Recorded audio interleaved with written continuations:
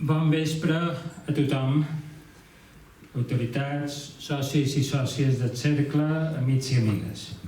Buenas tardes a todos y muchas gracias por venir y acudir a una nueva cita conjunta en un mes con muchísima actividad en Mallorca y en el Cercle de Economía. Ordenan la cortesía y la costumbre de esta casa saludar y agradecer y dar la bienvenida a nuestros invitados de honor, que hoy son tres. Antonio Costa, vicepresidente y conseller de Economía, Hacienda e Innovación, nada menos. José Manuel Cardona, socio de Garrigues y también socio del Cercle. Y José María Mingot, director de Asesoría Jurídica y Fiscal de Tresis. Aprovecho también la oportunidad que se nos brinda para dar las gracias en nombre del Cercle de Economía a Josete y a Isabel por su confianza, por su colaboración y por su apoyo de ahora y de siempre. Muchas gracias.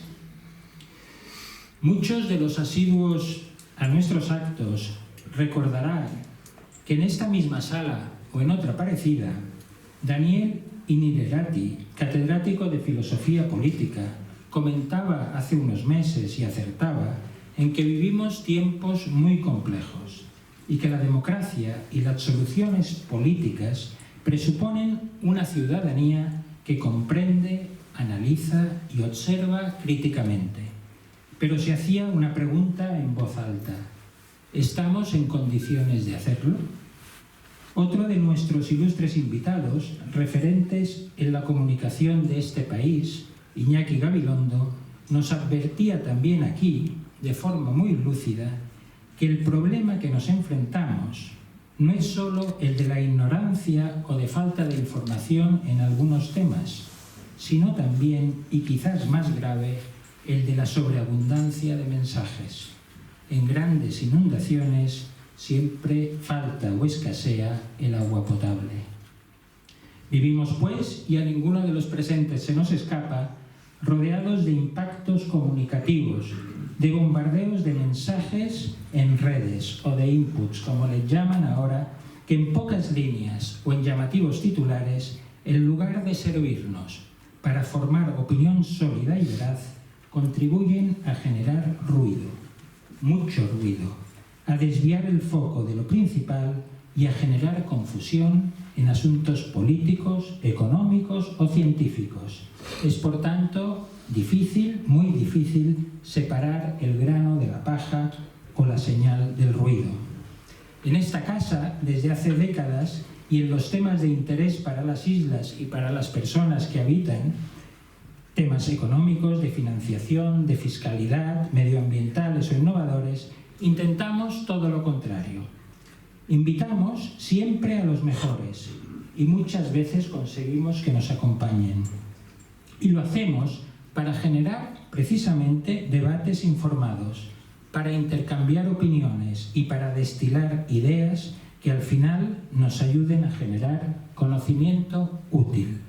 Porque solo el conocimiento útil nos ayuda a superar las dificultades, a explorar la realidad, a entenderla y a desenvolvernos en ella.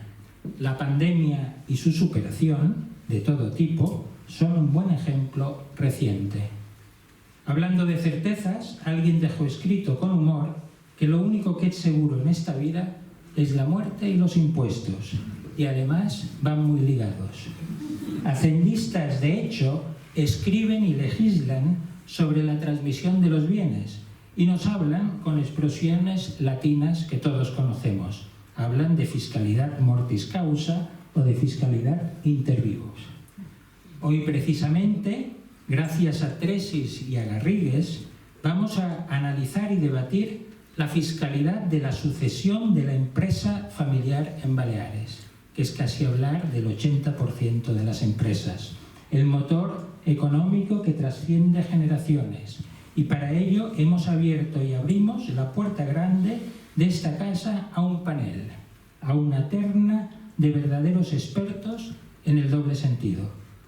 Uno por su conocimiento especializado, es decir, porque dominan la materia de la que van a hablar, y otro por su experiencia ya más que dilatada. Nos acompañan, fieles a la cita y al compromiso, y se sientan entre nosotros Antoni Costa Costa, con 8 apellidos ibicencos, de Sant Antoni de Portmany, Ibiza, doctor en Economía, profesor del Departamento de Economía Aplicada de la UIC, máster en Hacienda Pública, Sistemas Impositivos y Procedimientos Tributarios, y colaboró con el CERCLA hace años en temas de financiación autonómica, y actualmente es nada más y nada menos que vicepresidente y conseller de Economía, Hacienda e Innovación del Govern de las Illes Balears. Gracias, vicepresidente. José Manuel Cardona Torres, también con 8 apellidos ibicencos, socio de Garrigues y estimado socio del CERCLA. Desde septiembre de 1992 ejerce su profesión en el despacho de Palma de Mallorca de Garrigues, desde donde desempeña su labor como abogado y asesor fiscal. Ostenta el cargo de secretario del Consejo de Administración de relevantes empresas de las islas. Gracias, José Manuel. Y José María Miguel Arnar, quien después de una brillante trayectoria en empresas relevantes del sector, es director de la Asesoría Jurídica y Fiscal de Tresis, también socio colaborador de esta casa. Gracias. Es también máster en Asesoría Fiscal por la Autónoma de Madrid y colaborador docente en la Universidad San Pablo CEU y en la Escuela de Práctica Jurídica. Les agradecemos, pues, para terminar, de forma individual y en conjunto, que con la enorme dificultad de la agenda de estos días hayan aceptado nuestra invitación, pues nos brindan así una oportunidad única para escuchar a 3 excelentes especialistas, para reflexionar con ellos los problemas de la transmisión intergeneracional y compartir buenas ideas. Beber agua potable, necesaria para la mejora del mundo de la empresa familiar en Baleares. Todos tenemos muchos apellidos en la cabeza. Verdadera espina dorsal, motor de crecimiento y de transformación social. Y muchas gracias también a todos ustedes por asistir y por participar. Espero que esta tarde nos vayamos a casa con ideas más claras y con conocimiento útil. Si es así, habremos cumplido nuestro objetivo. Muchas gracias a todos.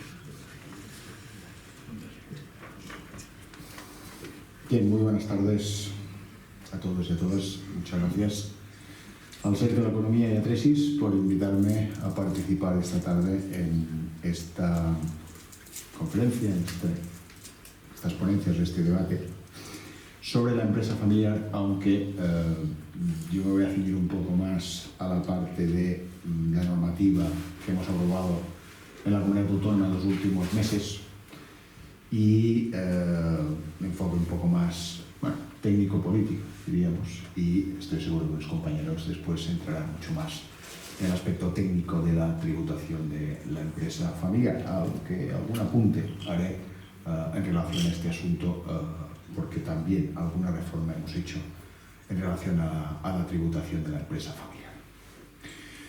Bueno, como todos sabéis, el pasado día 18 de julio aprobamos el Decreto Ley 4/2023, donde introdujimos una profunda reforma fiscal referida a 2 impuestos, básicamente. El impuesto sobre sucesiones y donaciones y el impuesto, y en menor medida quizás, el impuesto sobre transmisiones patrimoniales y actos jurídicos documentados.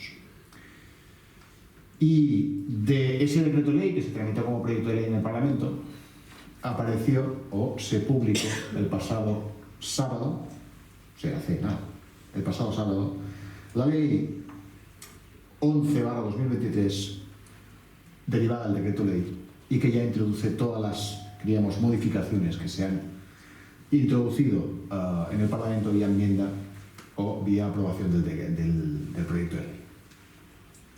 Y lo que haré es básicamente tres cosas. Primero, explicaros brevemente, después entraremos en debate, la Ley 11, el resultado final de esta reforma fiscal. En segundo lugar, os comentaré un poquito lo que tenemos de reforma fiscal, algunas novedades en la ley de presupuestos, proyecto de ley, perdón, de presupuestos que actualmente está tramitando en el Parlamento, y finalmente entraremos un poquito también en la parte de lo que puede suceder en el futuro. En primer lugar, en relación a la ley 11, hablaré un poquito de la reforma que hemos introducido en relación al IRPF. Como novedades de la ley 11, hemos incrementado el máximo posible, o sea, un 10%, el mínimo personal y familiar, referido al mínimo del contribuyente mayores de, digo novedades solo, cosas que ya estaban, no las voy a mencionar. Mínimo del contribuyente mayores de 75 años, hemos incluido también un aumento del 10% a partir del segundo descendiente, mínimo por descendientes a partir del segundo descendiente, y también hemos incrementado un 10% lo que es el mínimo por ascendientes, ¿de acuerdo? El mínimo por discapacidad ya estaba incluido con carácter previo desde el año 2015. En segundo lugar, hemos incrementado la deducción autonómica por arrendamiento de vivienda habitual en el territorio de Baleares. Una deducción que, bueno, tiene cierto beneficio y la hemos incrementado un poquito. Hemos pasado, en términos generales, de los 440 euros previos a la reforma a los 530 euros, quiero decir, un 15% máximo, 530 euros de posible deducción en IRPF. Aparte de esto, nos hemos, diríamos, ceñido, o hemos intentado incrementar la reforma fiscal, o bajar más bien la tributación, para determinados colectivos concretos, porque el objetivo de la reforma fiscal, no lo he dicho, pero lo voy a decir ahora, el objetivo de la reforma fiscal era básicamente tres razones: política económica, política de familia y política de vivienda. Estas eran las finalidades que perseguíamos con la reforma fiscal. Pues bien, en materia de política de vivienda, deducción por arrendamiento, hemos incrementado en términos generales un poquito, pero además para los colectivos de jóvenes menores de 30 años, personas con discapacidad, personas que tengan con discapacidad a cargo y familias numerosas y monoparentales, el importe que antes he dicho de 500 y poco de euros pasa a 650 euros y el porcentaje pasa del 15% al 20% para estos colectivos concretos. Y además, para las familias numerosas, los límites de renta, que saben ustedes que son los 33.000 euros y 52.000 euros en conjunta, 33.000 en individual, 52.800 en conjunta, se incrementan un 20%. Por otra parte, la deducción para compensar se amplía, la deducción para compensar los incrementos del coste de préstamos a interés variable se amplía era una deducción temporal, se acababa en 2023, la hemos ampliado también para 2024 y además hemos ampliado los importes que pasan de 250 a 400 euros. Todas estas deducciones, en la medida que ya están aprobadas y en vigor, ¿vale?, son aplicables a la deducción, a la autoliquidación del IRPF de 2023. ¿Vale? Por tanto, a medida que se produce el devengo a 31 de diciembre, son aplicables, por tanto, en 2023. La deducción por gastos de adquisición de libros de texto también se incrementa un poquito, pasa de 220 a 350 euros, eso sí, para los colectivos mencionados previamente. Menores de 30 años, personas con discapacidad, personas que tengan personas con discapacidad a cargo y familias numerosas y monoparentales. Por otra parte, también en IRPF, deducción para cursar estudios de educación superior fuera de la isla de residencia habitual. Se ha hecho una pequeña modificación, pero tiene cierta relevancia en Ibiza y en Formentera y en Menorca, que es que había un requisito que era no se podía aplicar la deducción si había estudios en la isla de Mallorca equivalentes a los que se iban a cursar fuera. Bien, pues esta restricción la hemos eliminado y en consecuencia ahora un estudiante de Ibiza que estudie economía en Valencia se va a poder aplicar, sus padres en este caso, se van a poder aplicar la deducción y antes no se podía. También se ha incrementado la deducción por gastos relativos a descendientes menores de 6 años por motivos de conciliación, que pasa de los 660 euros a los 900 euros y de un porcentaje de 40% a un 50% para los colectivos siguientes, menores de no de 30, sino de 36 años, personas con discapacidad, que tengan personas con discapacidad a cargo y familias numerosas y monoparentales. Y finalmente, en términos de IRPF, hemos creado, o se ha creado en la Ley 11, una nueva deducción, bueno, son dos de facto, una nueva deducción, digo, por el nacimiento y una nueva deducción por adopción. Van ligadas, evidentemente, pero por cuestiones, diríamos, unas diferencias que se tenían que recoger en la normativa, se ha tenido que recoger en dos deducciones separadas. El nacimiento de un hijo en Baleares, a partir de la aprobación de esta ley, por tanto, en la autoliquidación IRPF 2023, tendrá una deducción fiscal de 800 euros si es el primer hijo, 1.000 euros si es el segundo, 1.200 euros si es el tercer hijo y 1.400 euros si es el cuarto hijo o siguientes. Bueno, son cuantías muy elevadas, pero es algo, un poquito. Nacer un niño en Baleares ahora mismo tiene una deducción fiscal. Y además, como novedad, y esto el director de la agencia tributaria lo conoce bien, Alberto Rival, que nos ha costado un poco, por primera vez hay en Baleares una deducción que se puede anticipar. Es decir, una deducción similar a lo que sucede con la deducción por maternidad estatal o la deducción por familia numerosa estatal.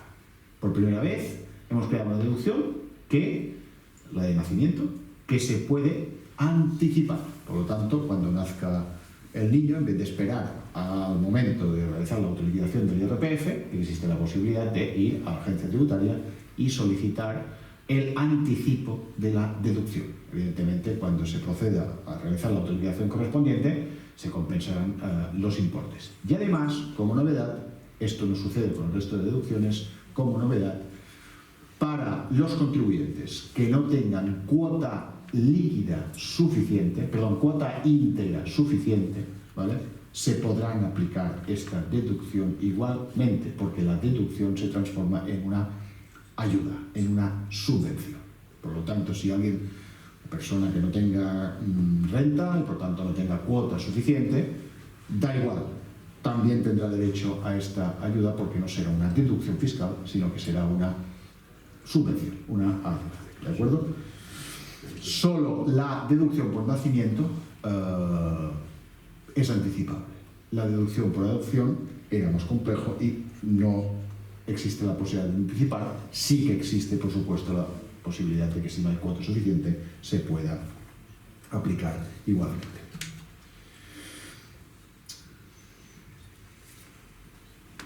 En segundo lugar, hemos hablado de IRPF. En segundo lugar, impuestos sobre transmisiones patrimoniales y actos jurídicos documentados. Decirles que aquí se han hecho básicamente dos cosas. Primero, eliminar el impuesto sobre transmisiones patrimoniales para la compra de la primera vivienda habitual para menores de 30 años y personas con discapacidad. A día de hoy, cumpliendo, no voy a entrar, pero algunos requisitos, se puede no pagar el impuesto sobre transmisiones patrimoniales. Eso sí, para jóvenes menores de 30 años, ¿vale?, y la compra de su primera vivienda habitual. Por otra parte, si se trata de jóvenes menores de 36 años que adquieran su primera vivienda habitual, o se trata de personas que tengan personas con discapacidad a cargo, o se trata de familias numerosas o monoparentales, en estos dos últimos casos no hace falta que sea la primera vivienda habitual. El tipo de gravamen será del 2% en vez del 4%, diríamos, general para compra de vivienda, ¿vale? Más cosas. Como novedad también de la Ley 11, conviene tenerlo en cuenta, que sepáis que los excesos de adjudicación que se produzcan como consecuencia de adquisiciones por causa de muerte tienen una reducción del 100% en el impuesto sobre transmisiones patrimoniales. De modo que ahora ya no cabe preocuparse en la valoración de los inmuebles en caso de que se reciba una herencia y existan compensaciones entre las partes.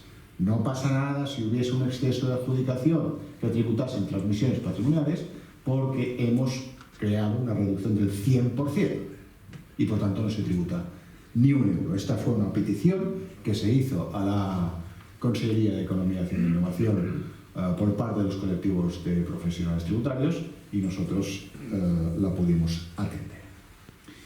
Por otra parte, y esto sí que se vincula directamente a la empresa familiar, hemos quitado, bueno, por lo que diré después tampoco tenía mucha relevancia, pero sí que tendría relevancia si desapareciese la deducción o bonificación que mencioné. Pero, sabéis, los profesionales tributarios teníamos un problema, que era una consulta vinculante a la Dirección General de Tributos que decía, oiga, en los pactos sucesorios, la reducción del 95% para empresas familiares, esa reducción del 95% por la adquisición de bienes y derechos afectos a actividades económicas, no resulta aplicable en los pactos sucesorios.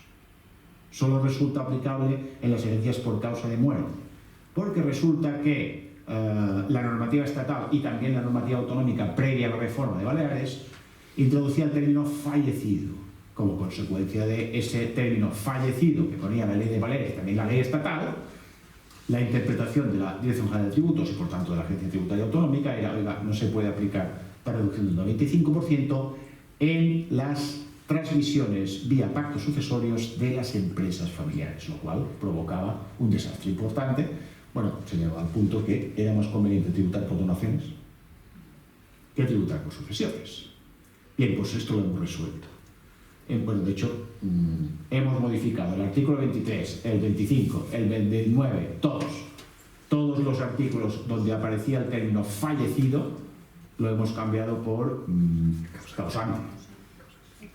Bien, pues si ponemos causante, resuelto el tema de los pactos sucesorios. A día de hoy, la reducción por vivienda habitual, no hay ninguna duda de que es aplicable. Bueno, es aplicable y además la hemos incrementado a 270.000 euros, la reducción por vivienda habitual.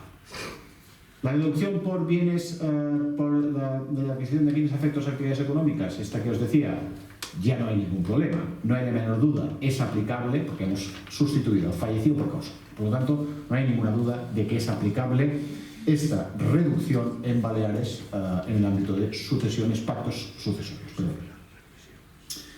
Por otra parte, entramos ya,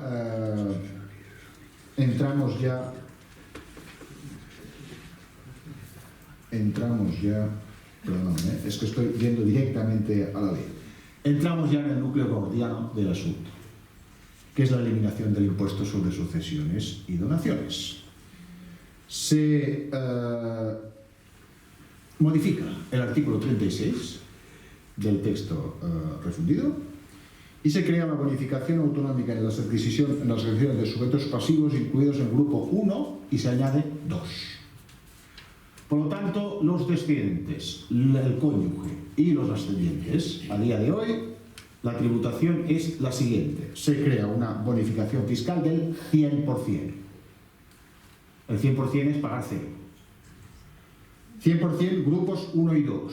Eso sí, y aquí está, entraremos después en debate, añadimos un punto 2 que dice, para poder aplicar esta bonificación, en caso de que se adquieran bienes inmuebles, se ha de consignar, si es CAU, lo digo porque puede haber casos en los que no sea necesaria escritura pública, por eso ese sí es CAU, en la escritura pública correspondiente, el valor de los bienes inmuebles adquiridos, el cual no podrá superar en cada caso el valor de referencia incrementado en un 20%. O, cuando no exista este valor de referencia o no se pueda certificar por parte del catastro, el valor de mercado. Esto ha generado cierto debate, después entraremos. La idea, bueno, ya lo puedo transmitir. La idea, ¿cuál era? Poniendo esta referencia. La idea es que parece obvio que si se elimina el impuesto sobre sucesiones y donaciones para los grupos 1 y 2 y hay inmuebles, si se establece una deducción del 100%, dará igual si el inmueble se valora en 100 unidades monetarias o se valora en 300 unidades monetarias, porque el precio a pagar impuesto es cero en todo caso. Pero no es lo mismo valorar en 100 que en 300 a efectos de si se produjese una transmisión futura de ese inmueble en IRPF. Y lo he dicho varias veces, nosotros hemos eliminado el impuesto sobre sucesiones, pero no teníamos previsto eliminar el impuesto sobre el IRPF. ¿Vale? Eliminar sucesiones sí, pero eliminar IRPF no. Por lo tanto, si eliminamos sucesiones, es evidente que se produce un incentivo clarísimo a incrementar artificialmente el valor de los bienes. Por lo tanto, impusimos una cláusula cuyo objetivo no es otro que dar o que los contribuyentes den cumplimiento al artículo 36 de la ley 35/2006 del IRPF, que te dice claramente, usted no puede valorar por encima del valor de mercado. Y diréis, ¿pero qué relación existe entre valor de mercado y valor de referencia? Bueno, el valor de referencia teóricamente es el valor de mercado corregido en un coeficiente del 0,9. En consecuencia, dejando un margen del 20%, entendemos que los contribuyentes pueden valorar o deben, pueden valorar a valor de mercado. Y si hubiese un caso de un valor de referencia que no estuviese valorado a mercado, siempre existe la posibilidad, por supuesto, de instar al catastro la modificación del valor de referencia correspondiente, sin tener que rectificar la autoliquidación previa a presentar la autoliquidación de sucesiones. Siempre existe la posibilidad, repito, de modificar en el catastro el valor de referencia para adaptarlo al valor real corregido en un coeficiente del 0,9%. Esta es la razón por la cual introdujimos este término.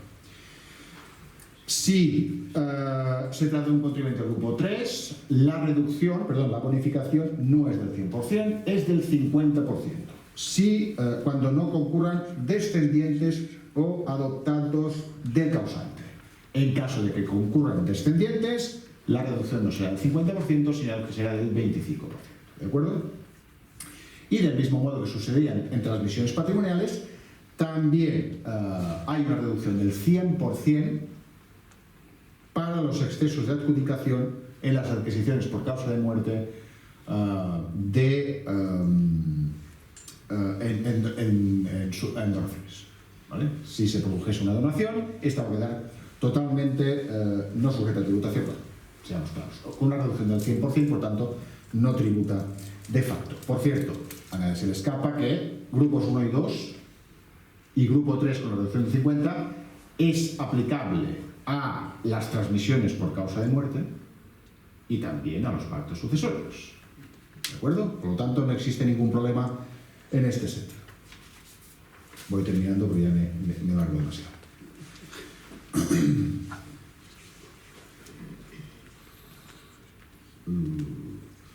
En donaciones también hemos hecho, dos novedades. Artículo 48, la reducción por adquisición de vivienda habitual. Si se quiere hacer hoy día una donación de padre a hijo de una vivienda habitual, la tributación es 0 euros en donaciones. Alguien dirá, pero se podría hacer un pacto sucesorio. Es verdad, se podría hacer, pero no hace falta.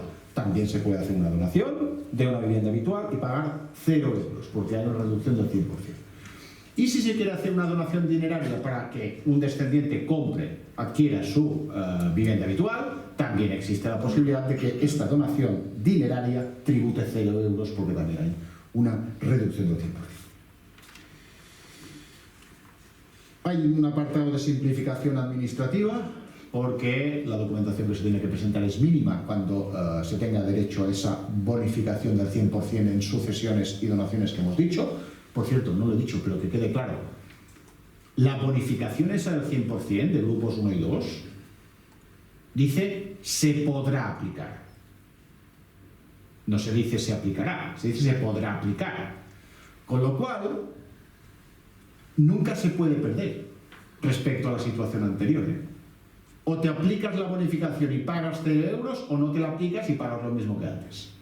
Antes de la reforma, quiero decir, Con la reforma ganas seguro, o te quedas igual. En el peor de los casos te quedas igual. Digo, no me quiero aplicar la deducción porque quiero incrementar un poquito más el valor del bien. No te obliga a nadie. ¿De acuerdo? Finalmente se resolvió también, ya acabo, finalmente se resolvió también una duda que había, que, oiga, ¿se puede aplicar la deducción del 100% a los no residentes, a los contribuyentes que tributen por obligación real y no por obligación personal? Hubo un cierto debate al respecto. Nosotros en la Consellería teníamos clarísimo que sí que se podía, porque se podía aplicar evidentemente lo que ya dispone la disposición adicional cuarta de la Ley 19/91 de transmisiones, de patrimonio, y la disposición adicional segunda de la Ley 29/87 de impuestos sobre sucesiones y donaciones, que recoge lo que ya dispone la sentencia del Tribunal de Justicia de la Unión Europea. Pero si no quedaba claro, hemos creado una deducción adicional, la cuarta, ¿vale?, para que quede bien claro la adecuación de la normativa tributaria a la normativa europea. Por lo tanto, no existe la menor duda de que es así. Y ahora sí, y acabo. Deciros que hay una disposición adicional quinta que habilita a poder aprobar incrementos. Normalmente en transmisiones patrimoniales el límite máximo para poderse aplicar los beneficios fiscales son 270.000 euros. Pues bien, se abre la puerta a que vía reglamentaria, vía orden del conseller, se pueda incrementar el importe hasta un 40%. Esos 250.000 euros se pueden incrementar hasta un 40% en ciertos municipios, zonas que se considere que los precios son bastante más elevados de los 270.000 euros y por tanto muy pocos contribuyentes se lo podrían aplicar. Estoy pensando, por ejemplo, en el caso de Ibiza, donde los precios, la verdad, 270.000 euros puede quedar corto, entonces incrementar ese importe. Y finalmente, se le da efecto retroactivo a los artículos 36 bis, por lo tanto, el tema del valor de referencia se le da efecto retroactivo a 18 de julio, para que si hubiese un contribuyente que hubiese presentado la autoliquidación de acuerdo con el decreto ley, tenga la posibilidad de revisar su autoliquidación y tributar acorde con la nueva regulación. Finalmente, deciros, esto es la ley 11. En la ley de presupuestos va una reducción de la tarifa autonómica del IRPF, un poquito. Medio punto de bajada para rentas iguales o inferiores a 30.000 euros, medio punto. Para las rentas superiores a 30.000 euros, bases liquidables superiores a 30.000 euros, 0,25 puntos. ¿De acuerdo? Esto va en la ley de presupuestos, presumiblemente se va a aprobar. Y para cerrar, impuestos al patrimonio no se toca este año, pero a nadie se le escapa que hemos adquirido un compromiso respecto al impuesto sobre el patrimonio de cara a esta legislatura. Un compromiso que evidentemente se pretende cumplir. Ahora bien, tenemos el impuesto de solidaridad de grandes fortunas, que actúa sustitutivamente el impuesto del patrimonio. De hecho, 2 comunidades autónomas ya han anunciado que recuperarán el impuesto del patrimonio, Madrid y Andalucía. ¿Por qué? Porque no tiene sentido que no recaude la comunidad autónoma pudiendo y que recaude el Estado. Por lo tanto, hasta 3 millones de euros se podría efectivamente aumentar el mínimo exento y los contribuyentes de Baleares con patrimonios inferiores a 3 millones de euros no tributarían. Este es el camino, lo quiero decir claramente, que queremos emprender a futuro, ¿vale? Al menos hasta los 3 millones de euros.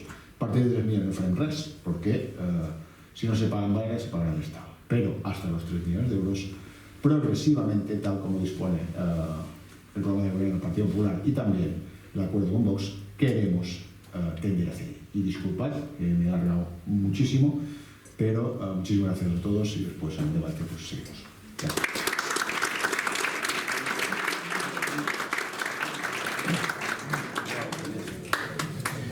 Hola, buenas tardes.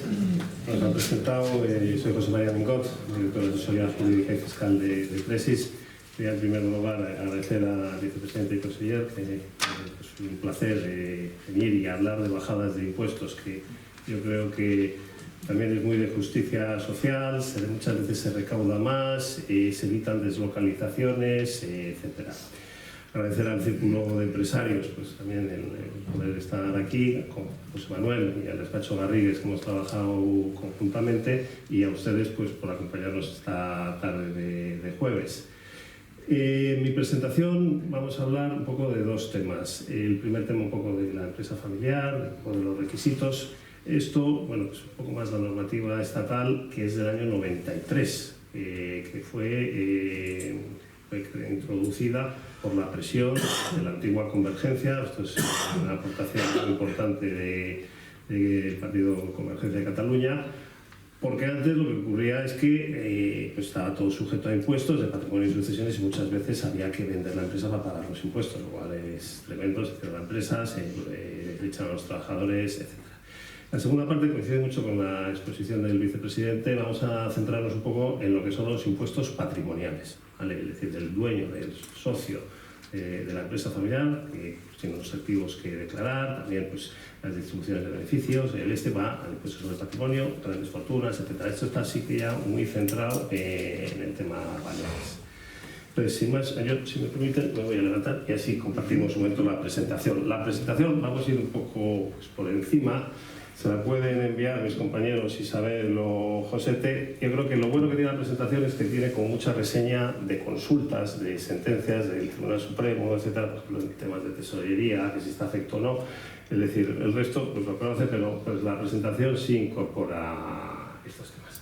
Pero desde el punto de vista de lo que es la empresa familiar, que sabe que no está definida legalmente, es decir, no hay en la normativa, sobre todo en la fiscal. Entonces, desde el punto de vista de lo que es la empresa familiar, individual o a través de la sociedad, pues bueno, que tenemos el empresario individual o a través de una sociedad. El empresario individual, los bienes y derechos afectos, o sea, que desarrolla pues, un profesional, pues desde un médico, un fontanero, un arquitecto, actividades de la persona física. Entonces, aquí los bienes que estarían exentos son absolutamente, el régimen fiscal sería los bienes de la persona. ¿Qué es lo que pasa? Que nosotros enseguida que esto empieza a crecer, uno de los requisitos es que tiene que ser la principal fuente de renta. Como esta persona tenga otras rentas, ya toda esa exención se nos cae. Entonces siempre pues, enseguida migramos a participación en entidades, además temas de responsabilidad, etc. Entonces, el régimen fiscal nace del impuesto sobre el patrimonio y pues, también produce efectos en sucesiones y donaciones. Entonces, además, ahora pues, hay impuestos sobre sucesiones, no se paga, hay estas exenciones, bonificaciones autonómicas, pero cuando esto nació en el 93 sí había impuestos sobre sucesiones. Entonces, la única vía para el no tributar era a través de la empresa familiar. Entonces, ¿qué es participaciones en entidades? Pues cotizadas o no, participo. La actividad principal no puede ser la gestión de patrimonios, ni inmobiliario, tiene que haber actividad económica. Tiene que haber una participación mínima de un 5% o 20% de forma conjunta. No quiero decir nombres, pero puede ser una empresa muy pequeñita, como cualquiera de nosotros podemos tener, empresas más grandes o empresas cotizadas. Las grandes constructoras españolas son empresas familiares en el sentido de que hay un accionista que tiene una participación más del 5% y por tanto no tributa en patrimonio ni en sucesiones de donaciones o en fortuna. Muy importante, y ahora lo veremos más también, funciones de dirección. Es un requisito que uno de los accionistas, alguien del entorno familiar, tiene que ser el que dirige y gestione de forma personal los requisitos. Entonces, ahora vamos viendo. ¿Qué es lo que hemos dicho que tiene que tener actividad económica? Pues no vale la pura gestión del patrimonio mobiliario. Esto tiene que ser, por ejemplo, es lo típico, cuando una empresa gestiona el patrimonio mobiliario, más del 50% del activo constituido por valores, por fondos de inversión, acciones, letras del tesoro, etc.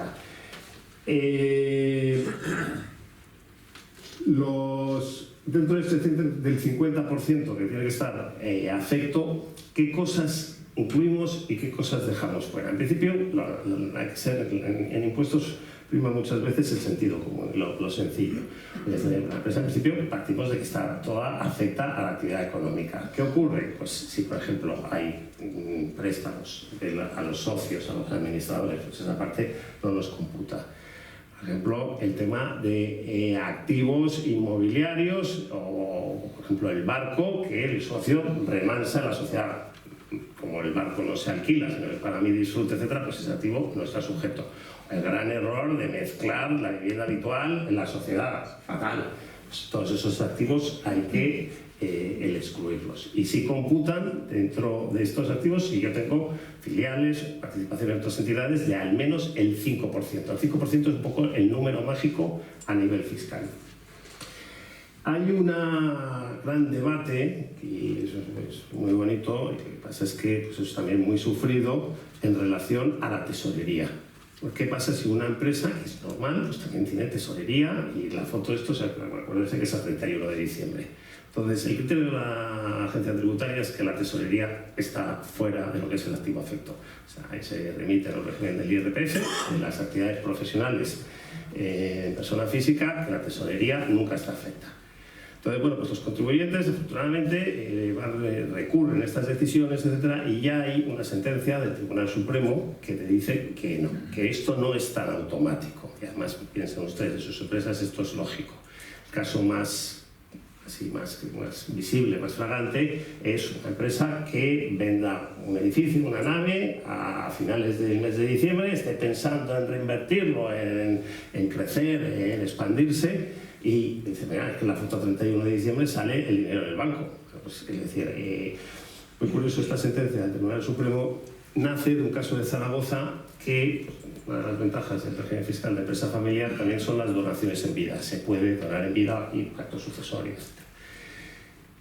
Un contribuyente de Zaragoza dona a su hijo la empresa familiar y la declara como exenta con estos requisitos. Entonces se presenta su autoliquidación. La Inspección de Hacienda lo corrige y le dice que sí, que fenomenal, que todo exento, menos la tesorería que tenía. El contribuyente no está de acuerdo y recurre. Y el Tribunal Económico Administrativo, y me parece que el Superior de Justicia, le da la razón y le dice, no, efectivamente esto está afecto.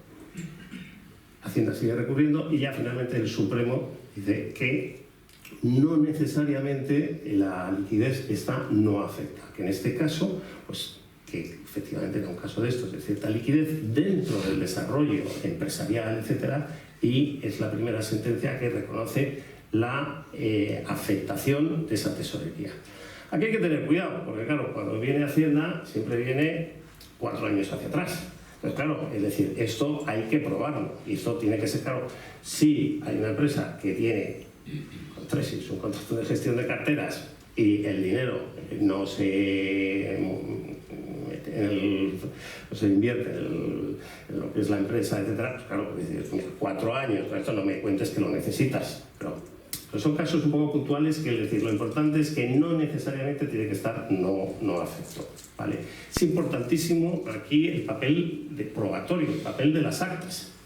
Es decir, claro, Hacienda viene, pues ahora si viene ahí ahora, estamos finales del 23, los va a examinar 19, 20, 21. Entonces, es decir, ahí, si dejamos prueba por escrito de todo esto, en los comités de la sociedad, en las actas del Consejo, etcétera, en este edificio estamos pensando en todo lo que hace la sociedad. Eso ayuda mucho a decir, oiga, esto no es una tesorería, no afecta. Muy importante las funciones de dirección. Bueno, pues aquí, digamos, tampoco nada nuevo. Tiene que haber, es decir, hemos dicho que alguien, uno de los accionistas del grupo familiar, puede ser de cualquiera, tiene que ejercer funciones de dirección. ¿Eso qué son? Pues presidente, tiene que mandar. Lo que es el requisito fiscal es la dirección y gestión de la empresa. Entonces, nosotros, por ejemplo, en Madrid hay un poco un shock con el tema del impuesto sobre la fortuna. En Madrid no hay patrimonio, me parece que desde el año 2007. Entonces, esto se había relajado muchísimo. Es decir, entonces, bueno, pues con el impuesto sobre la fortuna se aprobó, pues, todo esto ha supuesto reabrir un poco y examinar todo. Entonces, estas funciones de dirección son importantes, tienen que estar remuneradas, recogidas en las escrituras, ser posible, bueno, puede compatibilizarse con otras empresas y se mira un poco separadamente. Lo que es la valoración que está exenta, bueno, pues es el valor de las participaciones, que es los activos afectos, menos las deudas, dividido entre el valor del patrimonio neto de la sociedad. Entonces, en principio puede ser el 100%, o dice, oye, que es que hay la casa de la playa, o tengo un barco, etcétera, pues todo eso no computa. Aquí nos estamos encontrando con un caso que, si no le aplica, imaginamos una persona que tiene un 3% de una sociedad, o un 4%. Esa sociedad va muy bien. Entonces, a efectos de patrimonio o de fortuna, es decir, claro, tenemos que recurrir cuáles son las normas de valoración de empresas no cotizadas, no auditadas. Es decir, ahí pues es el valor de adquisición, el valor nominal, el de la contabilidad, el valor liquidativo según el último balance, o el resultado de capitalizar los beneficios de la empresa. Entonces, imaginemos un año que de pronto la empresa tiene un beneficio extraordinario. Y claro, me sube automáticamente un montón la valoración de la empresa, porque desde ahí estoy capitalizando los beneficios, cuando lo normal hubiese sido el neto contable. Entonces, bueno, pues aquí desde ahí, pues esto es la valoración de las sociedades no auditadas. Pues a lo mejor me tengo que auditar, que ya cuando hay auditoría es el neto contable. Pues, esto nos ha pasado en muchos casos en Madrid. En este caso, el tema del patrimonio inmobiliario es lo que más genera controversia. ¿Por qué? Pues porque se diversifica mucho en el tema inmobiliario. Entonces, pues, tengo otra sociedad que se dedica al tema patrimonio, al tema de gestión de inmuebles, etc. Entonces, aquí, lo que es la normativa de patrimonio, lo que nos pide es, además de esa participación, para que sea actividad económica, tiene que tener un empleado. Un empleado con jornada laboral a jornada completa. Entonces empiezan aquí un poco las consultas. ¿Puede ser a media jornada? No. ¿Puede ser el propio accionista que dirige y gestiona? En principio, no. Tiene que ser una persona un poco más currito, ir a bancos, ir a netos, reparaciones, etc. También lo que es la doctrina administrativa y también lo que son los tribunales, lo que han apuntado mucho es decir, ¿vale una casa de alquiler? Pues, en principio, no. Es decir, sobre todo, tiene que haber mucha sustancia. Tiene que, lo que pide el Tribunal Supremo, hay varias sentencias ahí del Tribunal Supremo, lo que pide a este empleado, a esta sociedad, a estar exenta, es que haya contenido suficiente. Entonces, por ejemplo, nos preguntan mucho, es que hay un chalet de 3 millones de euros con unas vistas estupendas, que lo alquilo y gano un dineral, etc. ¿Eso es empresa familiar? Entonces, lo que nos va a decir Hacienda, lo que dicen los tribunales, es con un chalet no se justifica la dirección y el empleado. Dice, en principio, no. Ese mismo chalet, imagínense que no quiero hacer publicidad, pero saben hoy en día los alquileres, esto por semanas.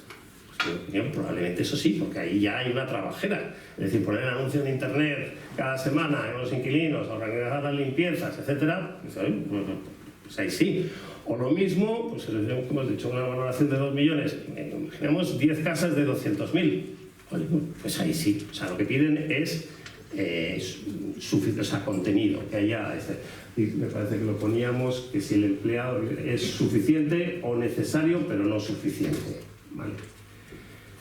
Les quería hablar de esto de las participaciones de capital riesgo. Vamos a ver. Yo creo que desde el punto de vista fiscal el capital riesgo se ve como un poco empresa familiar, es decir, se ha dado como una empresa, es decir, se le da un muy buen tratamiento fiscal. Es decir, aquí repasamos un momento, es decir, el capital riesgo, si una persona física invierte en un fondo de capital riesgo, mal, alteraciones patrimoniales, más imposibilidad del ahorro, lo que sea. Pero en cambio una persona jurídica tiene unos beneficios enormes para favorecer todo esto. Entonces, ¿qué tiene? Los dividendos o plusvalías, una tributación solo de un 5%, tiene una bonificación del 95% en un fondo de capital riesgo español o una sociedad de capital riesgo extranjera. Perdón, una sociedad de capital riesgo española.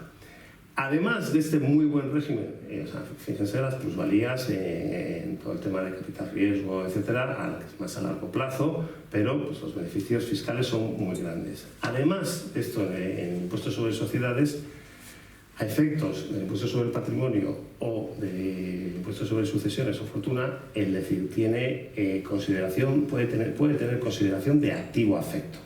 ¿Esto qué significa? Pues lo mismo, los requisitos de empresa familiar aplicados a las sociedades que tengan más de un 5% y que desde arriba se dirija, gestione todo lo que es el patrimonio de la sociedad. Entonces, hay muchos clientes y que pues, también, además desde el punto de vista financiero, el atractivo de las sociedades de capital riesgo para tener este activo afecto. ¿Qué es lo que pasa? Bueno, pues digamos esto es la regla general. Hacienda, agencia tributaria, pone un poco lo que yo llamo chinitas y esto. O sea, entonces esto ya no es tan dogma de fe, pero en principio, desde nuestro punto de vista, y los despachos son muy defendibles. ¿Por qué digo que ponen estas chinitas? Pues, por ejemplo, lo que son los fondos, estos fondos de capital riesgo, las sociedades, está enormemente regulado, que tienes que invertir, que tienes un plazo de 3 años, que en determinado porcentaje del activo tienes que invertir. Bueno, pues entonces dice ahí, sociedades y fondos de capital riesgo, tienen un plazo de 3 años para invertir.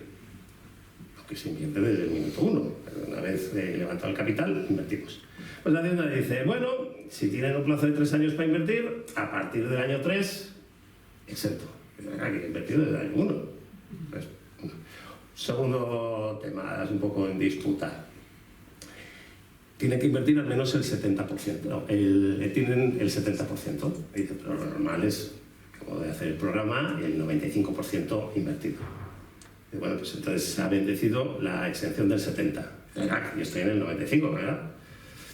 Por eso no me pronuncio, eso.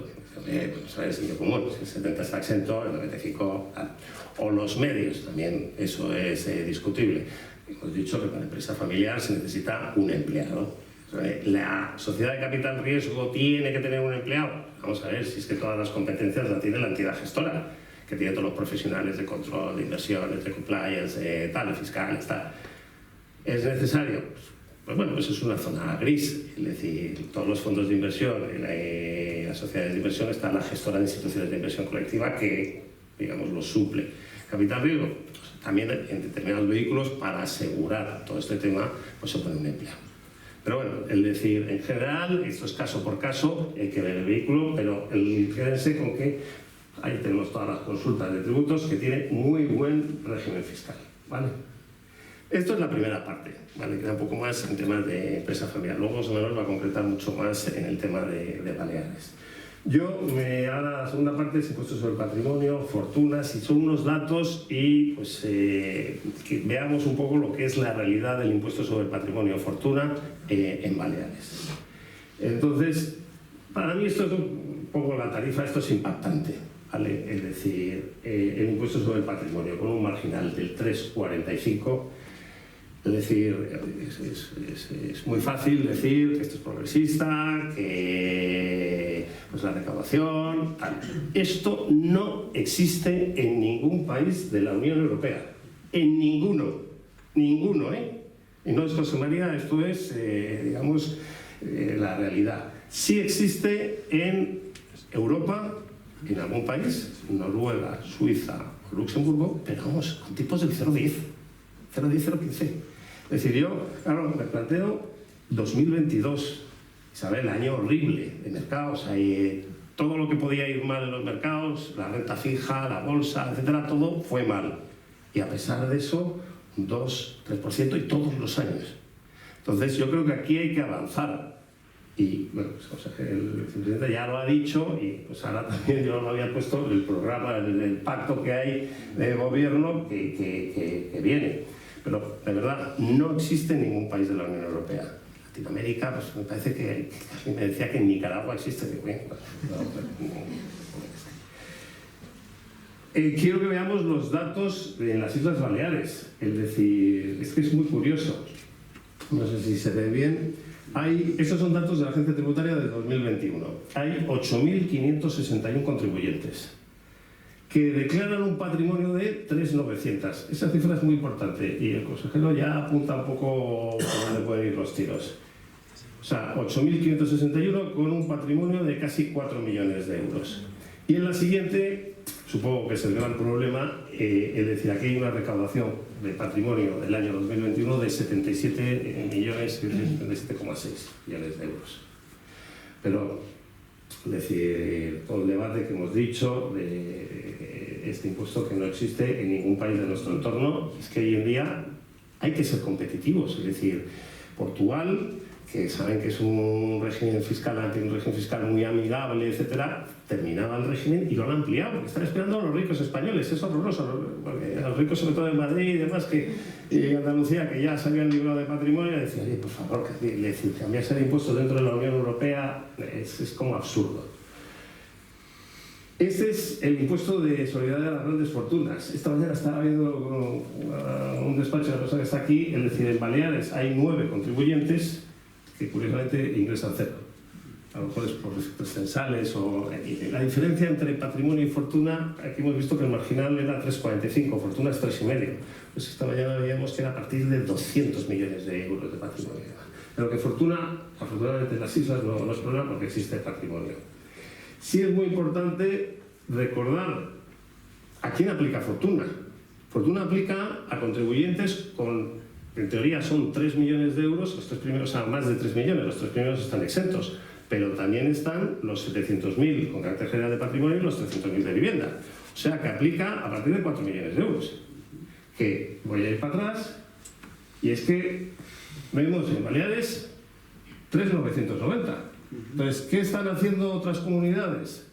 Es decir, pues, por ejemplo, Murcia, que iba a decir cuando lo presenté, José María es 8 apellidos murcianos y alicantinos. Entonces, en Murcia se quitó patrimonio, lo que hacen, claro, yo entiendo, es decir, impuestos sobre las grandes fortunas, recaudación al Estado, a mi patrimonio me lo quedo yo. Entonces, pues, lo que se hizo fue enlazar fortuna y patrimonio. Entonces, hay patrimonio en Murcia a partir de 4 millones de euros, para que la recaudación se la quede de la comunidad autónoma. Pero hemos salvado a todos los contribuyentes que están en esa banda, que curiosamente, además aquí en Baleares, es el patrimonio medio, por supuesto. El patrimonio medio pues habrá mucho más altos y demás, pero sobre todo empresario normal, medio, no pagaría impuestos sobre el patrimonio.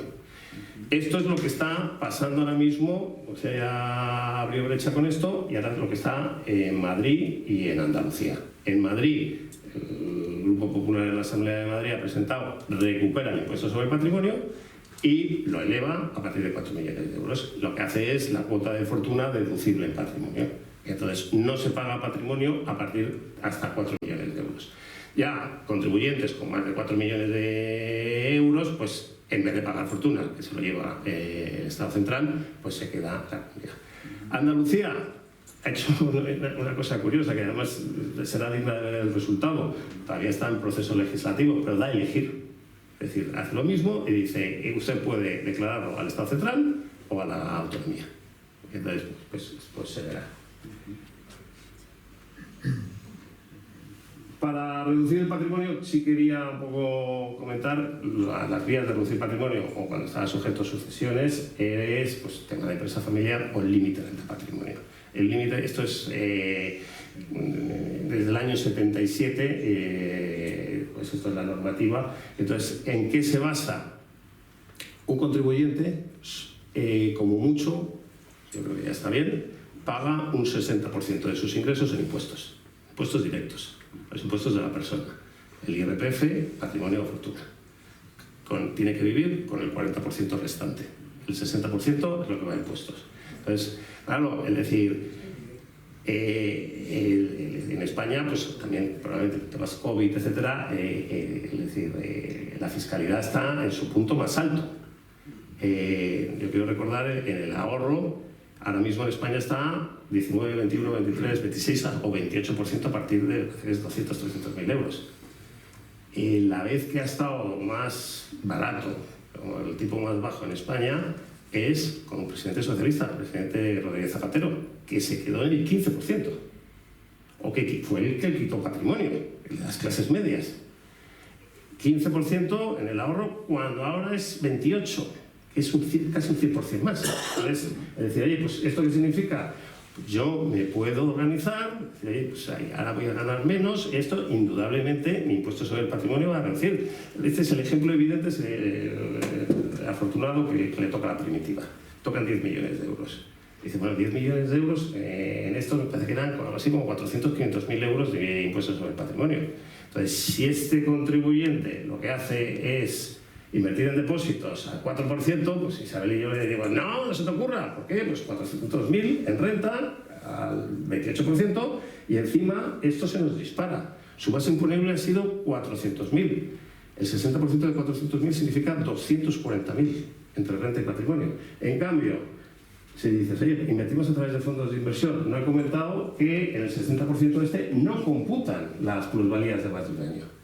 Entonces, es decir, oye, primer año un poco de transición, incluso con algún crédito o lo que sea, y a partir del año 1 tú puedes sacar las plusvalías que quieras. Entonces dices, claro, el 60% de cero es cero. Entonces, lo único es que aplicaría el segundo límite, que es el del 80%.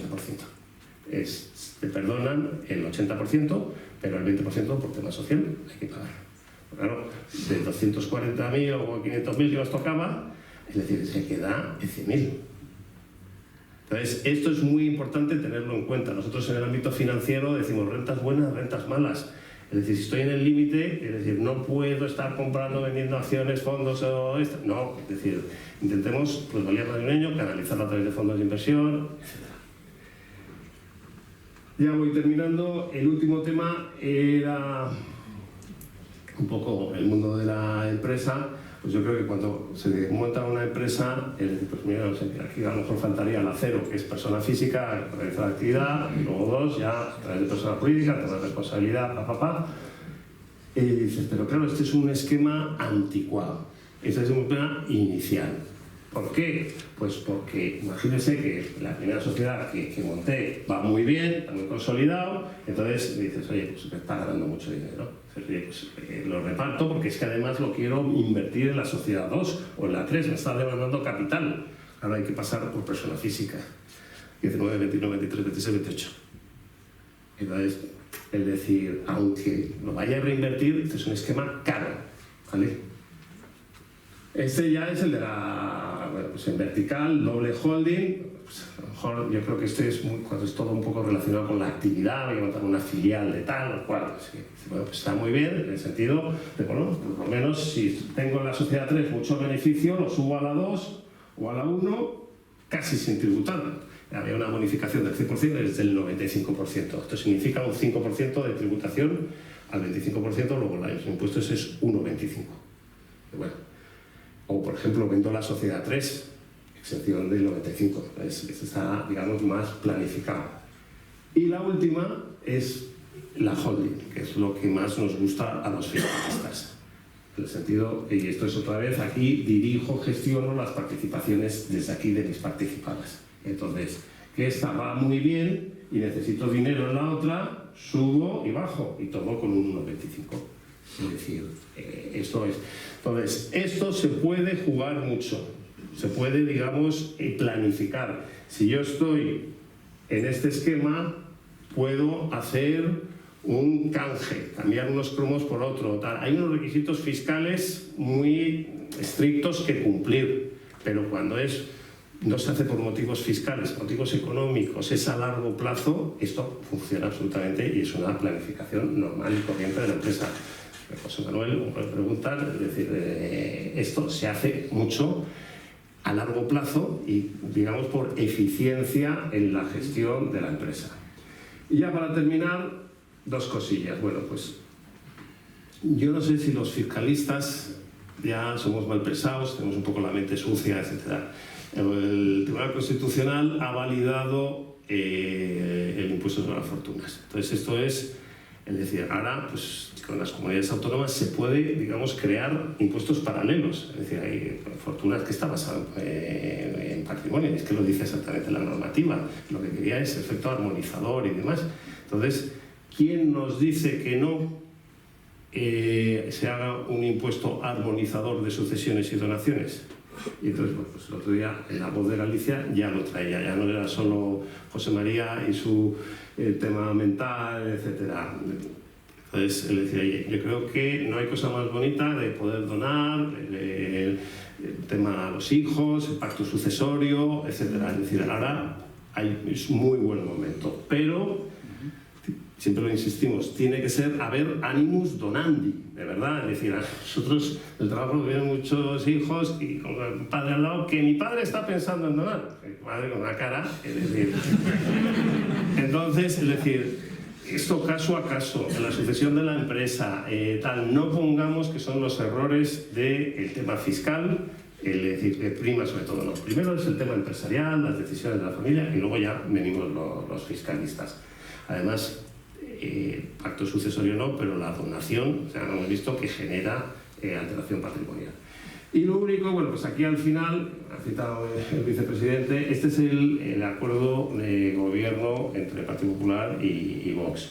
Y entonces, bueno, pues la verdad es que yo decía que es una gozada venir aquí a las islas y hablar de bajada de impuestos. Además, aquí he sido por Real Decreto Ley, es decir, en otras comunidades, bueno, pues han ido, Valencia la acaba de aprobar, ¿verdad? Que tienen efecto retroactivo al 28 de mayo, pero wow, sí, es decir, es 4 o 5 meses de tramitación legislativa normal. Y bueno, pues esto, y la verdad es que, bueno, en el punto 6, durante los primeros 100 días, el impuesto sobre sucesiones o transmisiones patrimoniales y el caballo de batalla que le pido al vicepresidente, reduciremos progresivamente hasta la supresión total de la legislatura el impuesto sobre el patrimonio.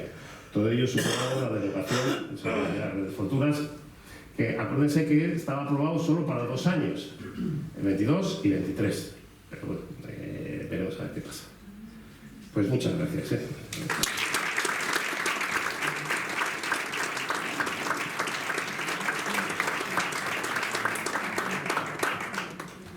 Muchas gracias, María. Muchas gracias, presidente Cercla, José Vicente. Gracias a Tresis por contar con nosotros, con Juan Garrigues. Por supuesto, gracias también al vicepresidente por acudir a esta jornada. Y por supuesto, gracias a todos ustedes por estar aquí, por aguantar hasta esta hora. Intentaré ser breve y además para hacer un nuevo cambio y ser diferente a los demás, me pondré así, intentaré no dar la espalda a los ponentes y ver las transparencias. Bueno, me toca a mí la parte más nuclear, por así decirlo, de lo que es la sucesión de la empresa familiar. Tema, como ha dicho José María, que no ha de estar vinculado o ser los impuestos el tema principal por el que una familia empresaria decida acometer la sucesión, sino que la sucesión no es un hecho aislado, no es un acto, sino que es una situación que se alarga en el tiempo, es un proceso, y además es un proceso que nadie puede evitar. Cuando esta mañana preparaba este documento, me venía a la cabeza un vídeo muy gracioso, bueno, a mí me resultó muy gracioso. En la pandemia, en los primeros meses de la pandemia, cuando salíamos todos a los balcones a aplaudir a los sanitarios, pues apareció un vídeo en el que se veía pues, varios edificios de vecinos en los balcones aplaudiendo, y en uno de los balcones un matrimonio con un niño pequeño de unos 7 o 8 años, acaban los aplausos y el niño grita: ¡todos vamos a morir! Y el padre le pega un cachete: el niño, no diga tonterías.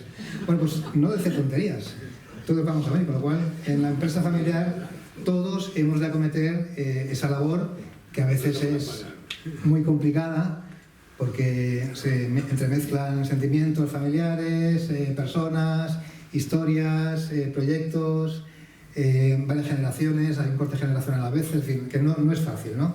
Pero lo importante es acometerlo tranquilamente por parte del fundador, o si ya es una segunda generación, por parte del líder, pues planificarlo bien, comentarlo abiertamente con los miembros de la familia, etc. Esto es lo más importante y es el mensaje en el que yo, por la poca experiencia que tengo, porque me dedico a impuestos, no me dedico a consultar, no soy consultor de empresas familiares, soy asesor y abogado, pero por lo que he visto en varias empresas familiares, no hay ninguna solución única. Cada empresa, igual que cada persona es cada persona, cada uno es cada uno, y lo que hay que hacer es, bueno, pues intentar entender la situación, conocer las personas y decidir en función de eso, de las necesidades de la familia y de la empresa. Pues bien, aquí, bueno, he visto una cita, un libro de un tal James Lee, libro que no he leído, pero he visto la cita, que dice, bueno, este hombre ha hecho una estadística sobre los líderes de la empresa familiar y en función de cómo acometen la sucesión, los divide en 4 tipos, ¿no? Dice el rey, que es el que muere con las botas puestas, es decir, que sigue hasta que ya fallezca. El general, que es el que dice que se va, pero en el fondo sabe que le van a llamar para que vuelva al rescate. El gobernante, que es el que decide salir y sale de forma radical, ya no vuelve más, no quiere saber nada de la empresa. Y luego el embajador, que en principio para mí sería el modelo ideal, que es aquel que deja los trastos a la siguiente generación, pero sigue con cierto contacto con la empresa, pues acometiendo otro tipo de tareas distintas a la de la dirección y el liderazgo, pero sigue en contacto, ¿no? Bueno, pues cada empresario, cada familia ha de ver un poco en qué perfil se coloca. Quizá el modelo del rey quizá no es el más idóneo, Motivo por el cual, ya entramos en la parte más tributaria, motivo por el cual sí que es muy interesante la figura que en Baleares tenemos de los pactos o contratos sucesorios. Porque eso lo que hace, lo que conseguimos con eso, por la regulación histórica y por el derecho histórico que tenemos a gozar de este régimen, es que permiten al empresario, o a cualquier persona, pero ahora hablamos de una empresa familiar, el transmitir todo o parte de los bienes de la empresa o de las participaciones sociales, hablamos de sociedades, a los herederos, a los sucesores que él crea conveniente, sin tener que esperar a morir. Es decir, es un negocio, una institución mortis causa, completamente mortis causa, no porque solo lo diga la ley y solo lo diga la ley, sino porque es así, porque muchas veces cuando hablamos o pensamos en la institución sucesoria o en los contratos mortis causa, nos pensamos que es mortis causa post mortem, y eso no es así.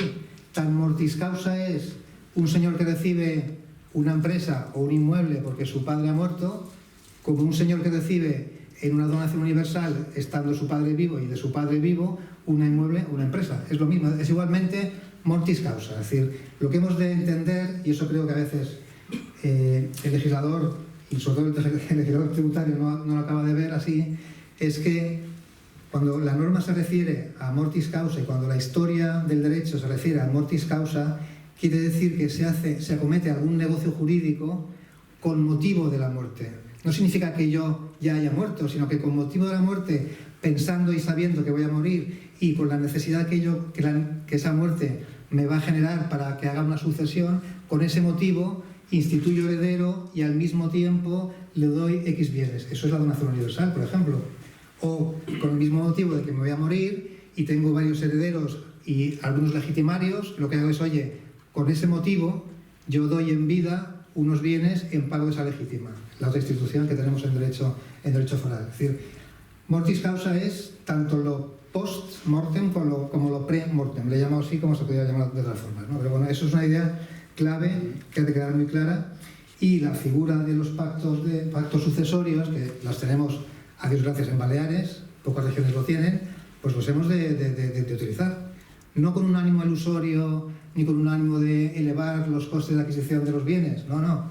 Los hemos de usar porque son buenos para la sucesión de la empresa familiar, por ese motivo. Y luego, si la fiscalidad es la idónea, la que debería ser para todo tipo de sucesiones, es decir, lo que no podemos tener es un régimen tributario que impida, entorpezca, sea una cortapisa, un valladar o un impedimento a la sucesión de la empresa. La empresa familiar es muy difícil que subsista. Las estadísticas son lamentables. Las estadísticas nos dicen que, no me acuerdo, voy a equivocarme ahora, pero de cada 10 empresas, solo 2 subsisten a la tercera generación. Lo cual, si encima ponemos problemas, pues no vale la pena, porque al final la riqueza de un país la da la empresa familiar, y más aquí en Baleares, ¿no? Que vamos a contar, ¿no?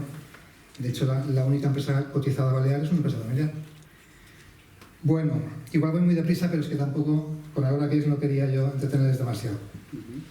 Impuestos que nos afectan o pueden afectarnos en una sucesión de empresa familiar.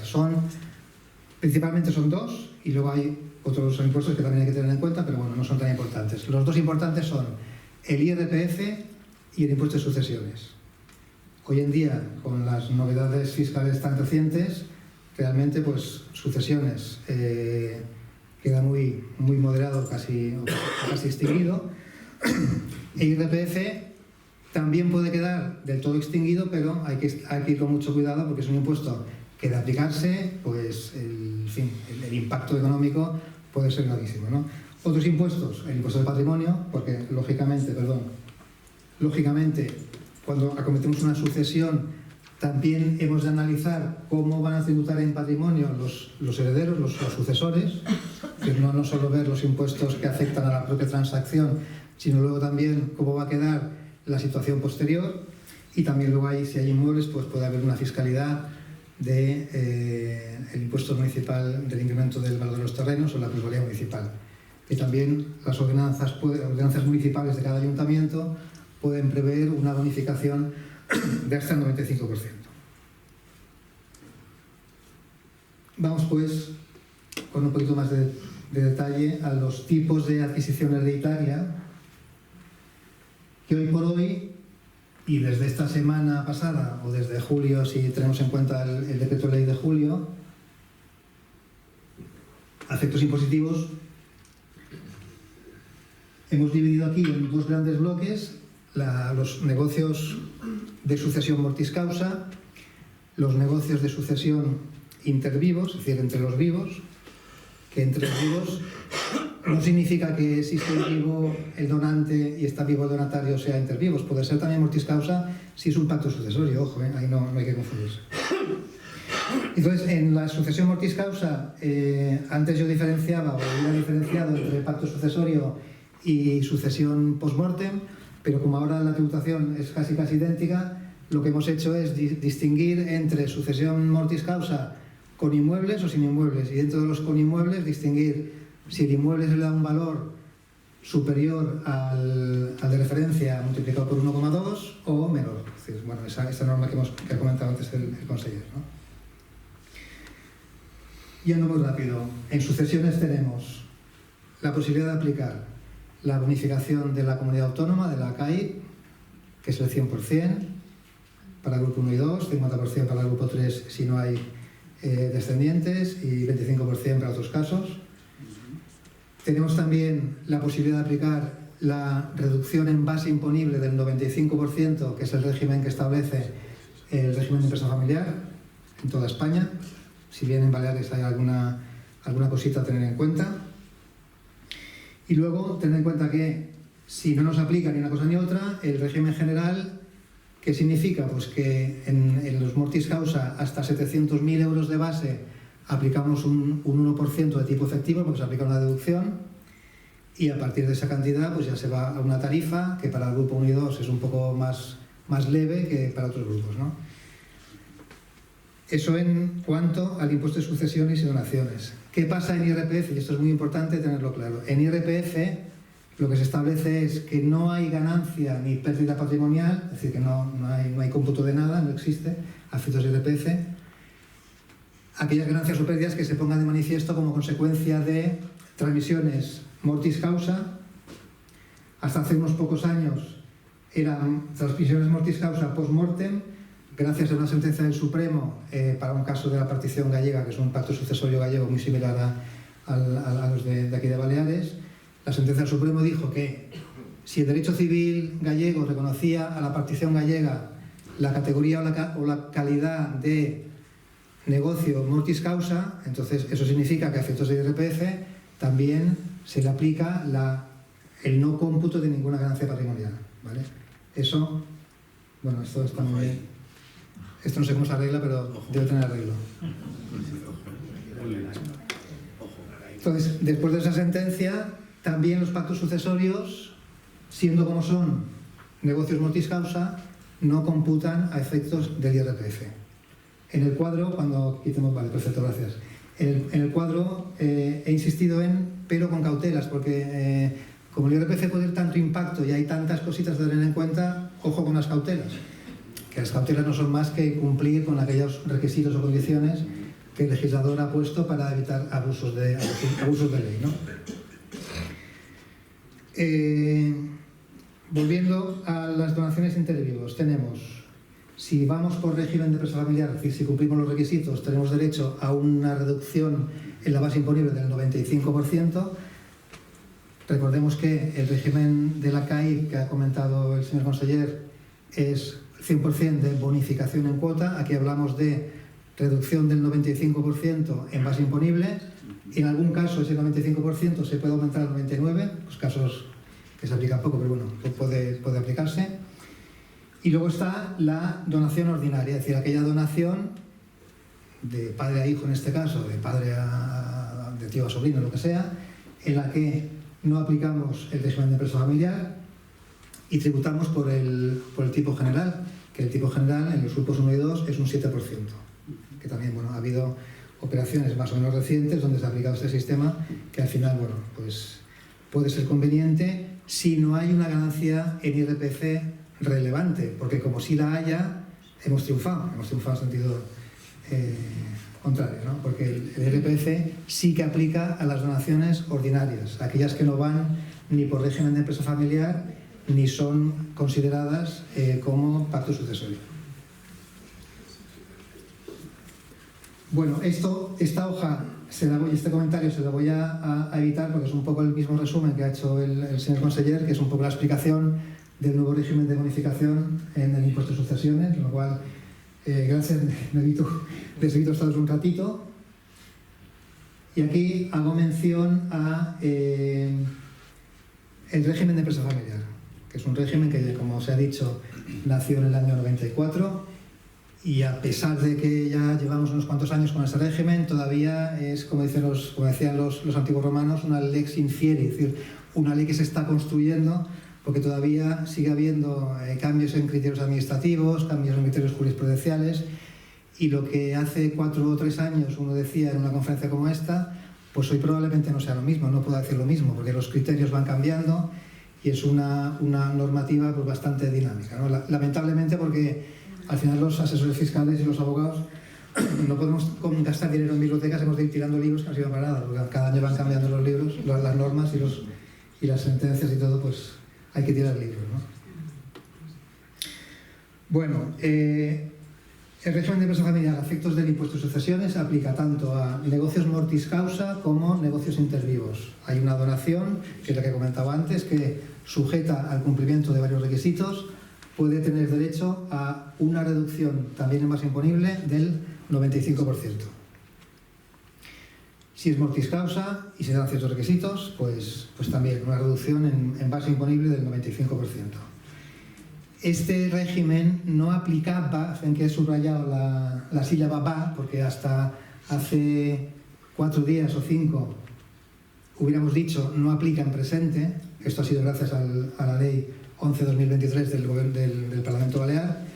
Hasta hace 4 días el régimen de empresa familiar no se podía aplicar a los pactos sucesorios, porque como ha explicado el conseller, como en los pactos sucesorios no hay fallecido y la norma había una mención muy pequeña al fallecido, pues entendía, bueno, la administración entendía que no aplicaba.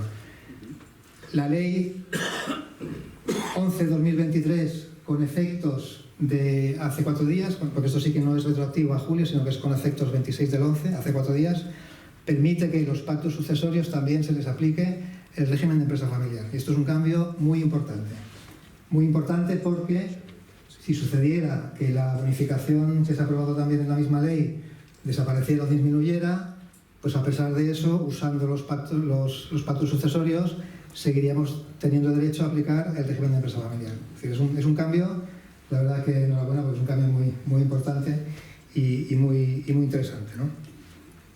Bueno, requisitos. En la excepción mortis causa se aplica al cónyuge, a descendientes y en caso de no existir estos, también a ascendientes y a colaterales hasta 3er grado. Los bienes a los que se le aplica son los mismos que tengan derecho a la exención en el impuesto sobre patrimonio que ha comentado antes José María. Y luego se exige, como norma para que realmente sea una sucesión con ánimo de subsistir la empresa familiar en el futuro, se exige un mantenimiento, un periodo de mantenimiento que en Baleares son 5 años. Y en Baleares es tanto 5 años para adquisiciones mortis causa como para adquisiciones intervivos. Los requisitos para las donaciones, para que sea aplicable este régimen, son un poquito más especiales y son que los bienes o las entidades que se van a transmitir, a donar, hayan estado afectas con 5 años de anterioridad como mínimo, que quien dona haya cumplido ya 60 años o esté en situación de incapacidad permanente o gran invalidez, que además el que dona cese en las funciones de dirección, es decir, se requiere que la sucesión no sea de verdad, que no sea pues, un montaje para simplemente transmitir bienes, sino que de verdad hay una sucesión de empresa. Se requiere, como digo, un mantenimiento en el patrimonio del que recibe la donación de 5 años y solo se puede hacer este tipo de donaciones a favor de cónyuge, descendientes y adoptados. Muy rápidamente, el tratamiento en el IRPF, que como decía es un impuesto que en este ámbito de sucesión de empresa familiar puede ser muy importante y que si no se cumplen todos los requisitos, que en la norma no están impuestos en un mismo sitio, sino que están un poco dispersos, lo cual a veces no es fácil tener la idea clara de cuáles son. pues puede ser bastante dañino hacer una sucesión de empresa familiar sin considerar el coste que puede tener el IRPF. Dicho esto, el IRPF, como he dicho, no existe ganancia patrimonial ni para las transmisiones mortis causa, ni para las transmisiones vía pacto sucesorio, ni tampoco para aquellas transmisiones que se hagan a través de donaciones sujetas al régimen de empresa familiar. El IRPF ahí no existe. Ahora bien, en IRPF hay varias cosas. Primero, la ganancia patrimonial, que como hemos visto en estos tres supuestos no existe. Y la segunda, también muy importante, es que para el adquirente se actualice el valor de adquisición fiscal a efectos del IRPF en función de lo que recibe y del valor que se le da en esa donación o adquisición mortis causa.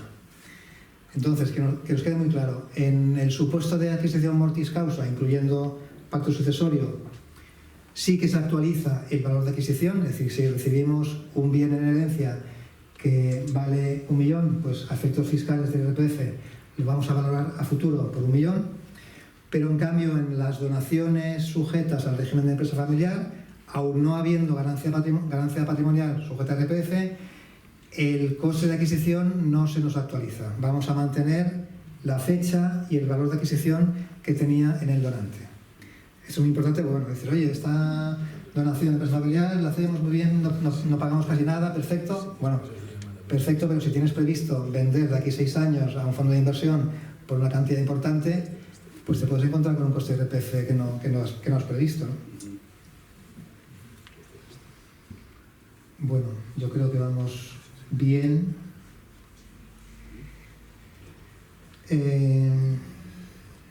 Esto ya lo he contado, voy muy rápido. Vale, vamos a las cautelas o normas antiabuso, que son unas cuantas y además quizá me ha quedado un poco pequeño el cuadro porque como son tantas y he querido dividir las medidas entre las que aplican a la sucesión post-mortem, es decir, sucesión mortis causa cuando efectivamente hay un fallecido, las que aplican a los pactos sucesorios y las que aplican a la donación sujeta al régimen de empresa familiar, pues me ha salido un cuadro un poco pequeño, que igual ustedes no ven muy bien, pero intentaré explicarlo.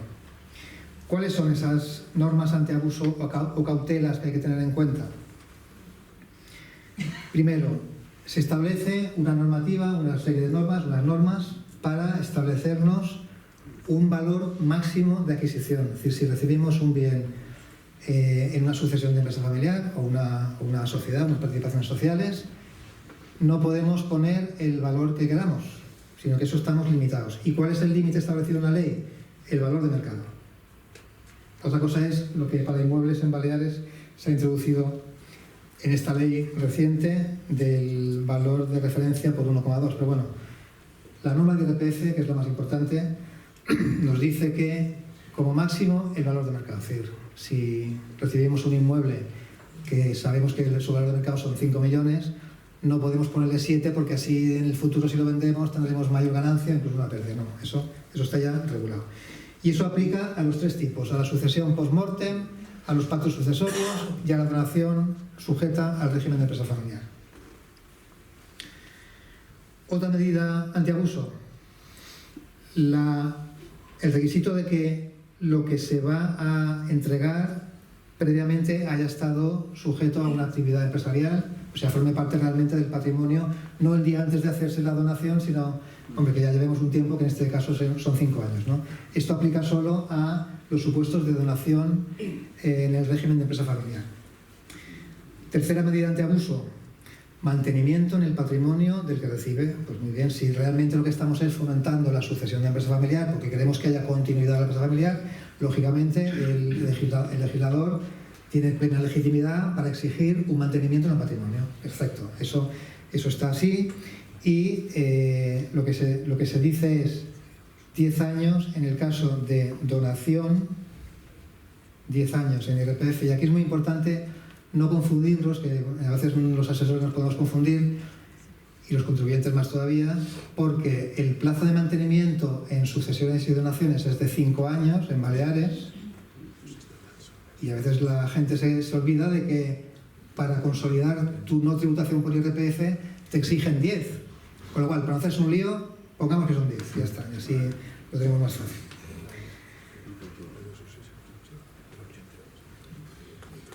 Otra medida, subrogación en el valor y en la fecha de adquisición por el causante o por el donante. Es decir, oye, no actualizas el valor, sino que tú, aunque recibas ahora, mantienes el valor y la fecha de adquisición del que te lo da o del que se muere y te lo transmite. Pues bien, en la sucesión post-mortem no hay ninguna norma, que yo sepa, igual me equivoco, pero no hay ninguna norma. En los pactos sucesorios, por una ley de hace 2 años, que una ley de antifraude, se incluyó una mención, una exigencia de que como mínimo ese bien tenía que estar en el patrimonio del que lo recibe 5 años, porque si no era así pasábamos a perder la actualización del valor. Y en donaciones de régimen de empresa familiar, como hemos dicho antes, en todo caso no existe la actualización, es decir, en todo caso nos subrogamos en el valor y en la fecha del que nos transmite. Mantenimiento del patrimonio del adquirente. Bueno, 5 años si se aplica el REF, ya lo hemos comentado antes, 5 años en el pacto sucesorio por el tema de sucesiones. Estamos ahora en la parte de impuestos de sucesiones. Hemos acabado los requisitos de IRPF, estamos en sucesiones. Son 5 años, pero ya hemos dicho, para no liarnos, computemos que son 10, porque si no podemos tener un problema con IRPF.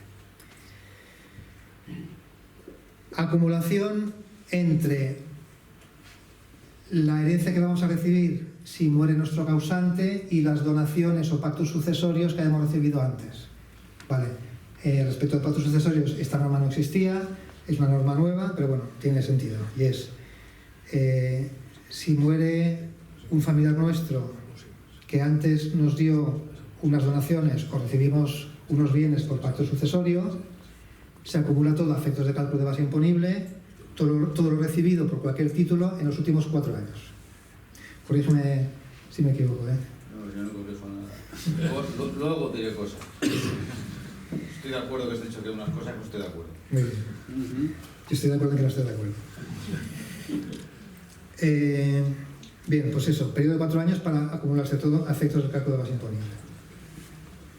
Acumulación de donaciones más pactos sucesorios, es decir, sin necesidad de que haya un difunto, de que haya una muerte, si recibimos bienes o dinero en uno o más pactos sucesorios junto con una o más donaciones, pues eso se junta por la parte recibida en los últimos 3 años. Y luego, hemos comentado ya antes, lo ha comentado muy bien el conseller, una nueva norma antiabuso, que si recibimos inmuebles cuyo valor vamos a declarar es superior a su valor de referencia catastral o valor de referencia de mercado que fija el catastro, más incrementado en un 20%, en ese caso, pues no tenemos derecho a la unificación autonómica del 100%, 100% o 50% o 25%. Muy bien, pues lo hemos hecho muy rápido, pero bueno, ya les pasaremos este documento si quieren manejarlo, pero quizá lo modifique después de lo que me rectifique. Vale, cuando organizamos esta jornada se me pidió que también comentara lo que es un poco las perspectivas de futuro y la fiscalidad de la sucesión de empresa familiar, cosa que bueno, que lamentablemente no tengo poderes y no puedo darles ninguna pista, pero bueno, lo que sí he puesto aquí es 4 puntos que son, bueno, puntos de debate o puntos que supongo que siendo este sistema normativo una ley todavía en dinámica, pues se acabarán, pues eso, modificando para clarificar o modificando para evitar, pues eso, discusiones, ¿no? El primero y el más reciente, lo que he comentado, el tema de la introducción de la referencia al valor de referencia, nunca mejor dicho, para consolidar o para tener derecho o para poder optar, mejor dicho, también a la bonificación autonómica del 100%, pues eso es un tema, pues eso, que está siendo muy controvertido entre el sector de abogados y asesores. Luego hay un segundo asunto que merece una reforma a fondo y es que llevamos ya un montón de años con el régimen de empresa familiar y todavía hoy salen criterios administrativos, actos de inspección, jurisprudencia, donde se nos cambia el criterio de los requisitos, que son el tema que comentaba antes José María, el tema de la remuneración, el porcentaje de participación, qué es lo que se entiende bien afecto y bien no afecto, en fin, todo esto, en lugar de ser una normativa consolidada, con los años que llevamos ya, desde el 94 éramos, ¿no? O sea, casi llevamos 30 años y seguimos igual, o peor a veces, ¿no? Pues eso también merece pues, que se haga algo para evitarlo, ¿no? Y luego, en tercer lugar, he puesto una cosa muy reciente, que es una recientísima consulta de tributos, en la que, no diciéndolo tajantemente, pero sí que lo medio dice, y es que menciona que en el régimen de reestructuraciones empresariales, de fusiones, escisiones, aportaciones no dinerarias, cajes de valores, etcétera, que es un régimen también muy viejo, ley, si no recuerdo mal, lo estableció en España la ley 2691, que introdujo en España este régimen por obligación de pertenecer a la Unión Europea. Pues llevamos también 32 años, ¿no? Y seguimos también igual. Es decir, todavía hoy en día te plantea un cliente o un grupo de empresas el hacer una reestructuración empresarial y le sacas el informe temblando porque está todo un poco en el aire, ¿no? Entonces, hay una consulta muy reciente que lo que dice es que si la finalidad de la reestructuración empresarial es poder gozar del régimen de empresa familiar, que entonces, como eso es una ventaja fiscal, se le aplica el artículo 98.2 de la Ley de Impuestos de Sociedades, que lo que dice es que el régimen de fusiones, escisiones, etcétera, no se va a aplicar cuando el contribuyente esté buscando un ánimo elusorio. Y luego hay una coletilla que dice, bueno, y cuando se consiga una ventaja fiscal se entenderá que es así. O sea, esto, que me perdone la Dirección General de Tributos, que son gente muy inteligente, pero esto es una aberración. Es decir, o sea, el Estado desde el año 94 ha querido promover el régimen de empresa familiar por necesidades clarísimas de que sea así, porque si no se hace muy difícil la subsistencia de la empresa familiar en España. El Estado español ha querido también fomentar la reestructuración para ser más competitivos y ahora nos dicen que si hacemos una reestructuración querida por el Estado y por la ley, que es para conseguir el régimen de empresa familiar también querido por el Estado, entonces no, entonces lo hacemos mal. Oiga, esto ya la verdad que no, yo no lo entiendo. Sinceramente, no lo entiendo. Bueno, y cuarto punto, que también lo ha comentado muy bien José María, la incidencia en la calificación de activos afectos o no afectos, el tema de la tesorería, la SICAF, y todo esto es una cosa que también debería clarificarse para obtener un poco de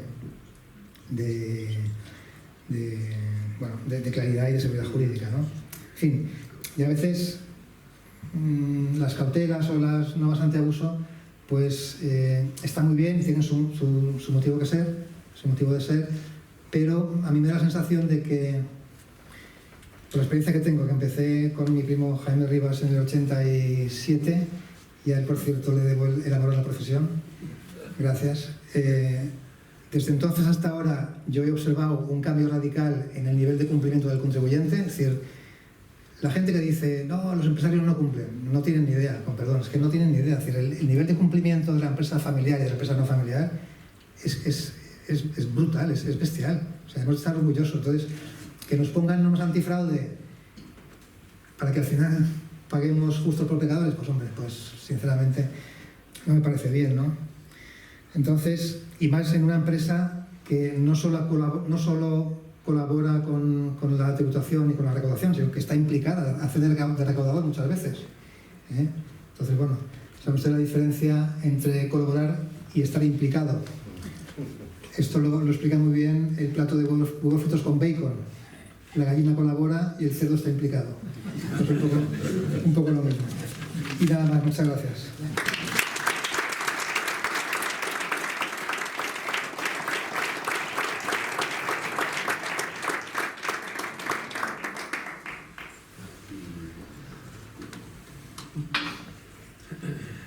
Bueno, ¿qué ha pasado?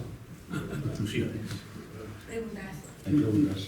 Bueno, yo quería hacer un comentario para animar esto un poquito. Vamos a ver. Lo que se ha dicho del impuesto al patrimonio de que no está en Europa es cierto. Pero es una aseveración que le falta algo. Me explico. Los sistemas tributarios son un conjunto de tributos que forman un sistema. ¿De acuerdo? No es un impuesto por aquí, un impuesto por allá. En Europa no existe. Pero es que en Europa existe un IBI de media 3 veces más caro que en España. Existe un impuesto sobre vehículos de tracción mecánica, circulación, 4 veces más caro que la media de España. Existen impuestos por tener televisores en casa. es el impuesto por tener internet. Es decir, existe un impuesto de patrimonio que debe estar unificado, está disgregado en otras figuras tributarias. No es que con esto quiera defender el impuesto del patrimonio, un poco sí, porque el jefe me está dejando sin trabajo. El impuesto me está dejando sin trabajo. Pero bueno, esto es un tema que quería aclarar, ¿vale? Es una cuestión. Respecto al impuesto del patrimonio, hay que decir que los empresarios, las empresas, como se ha dicho aquí muy claro, están exentas, no pagan. En Baleares, base liquidable superiores a 14 millones, hay 50. Y todos conocemos que hay empresarios muy importantes que su patrimonio real, incluyendo el empresario, es muchísimo más alto. Lo que quiero decir es que el impuesto de patrimonio hay que coger el sistema tributario en su conjunto, es lo que quería comentar, ¿de acuerdo? Valor de referencia, por 1,2. Daré un dato, que no se lo he dado al consejero, pero se lo daré ahora, ¿vale? Desde el año 2016 al año 2020, con el 21 ya se produjo el cambio de la norma antielusión por el impuesto, por la ley de antifraude del Estado, el 73% de los pactos sucesorios que se hacían, es el 3%, a los 3 meses se vendían. 2.750 millones. La media del pacto sucesorio de base, 353.000 euros eran. La media de una sucesión normal, 117.000, 3 veces más. ¿Qué pasa? Que yo considero, personalmente, no quiero ofender a nadie, que se hizo abuso. Se hizo abuso para no pagar la renta, que es legal, ¿eh? No discuto que sea legal. Se podría discutir si hay simulación, porque si tú realmente no estás donando, lo que quieres es evitar el pago de impuestos, es otra historia. Pero eso es otra guerra. Dicho esto, pues que siga.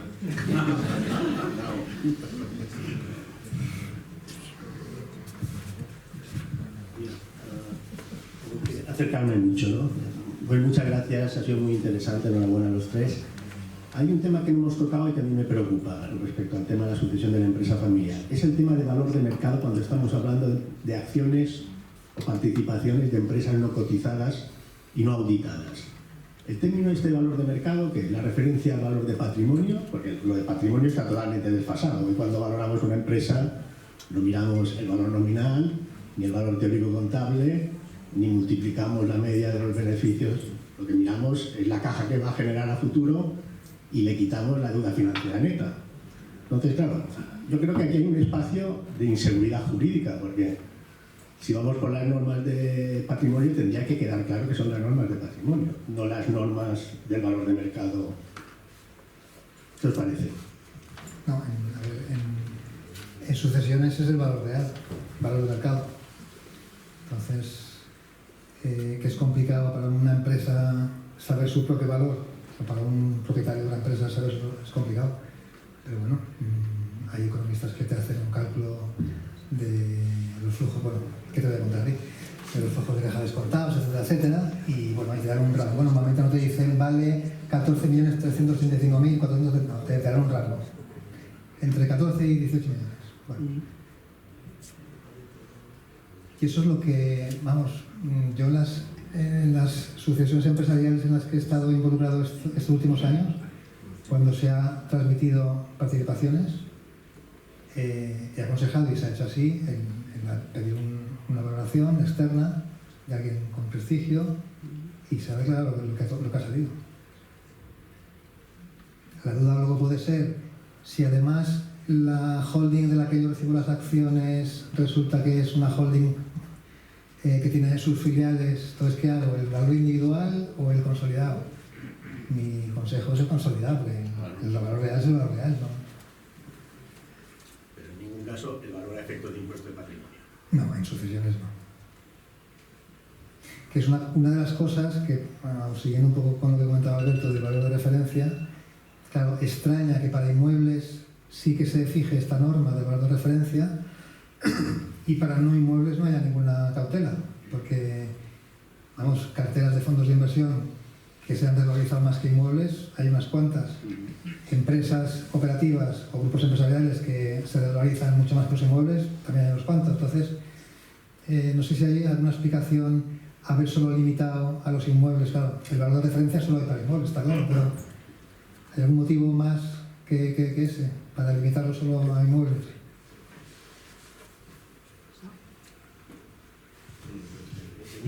quiere. Bueno, vamos a ver. Dos cuestiones.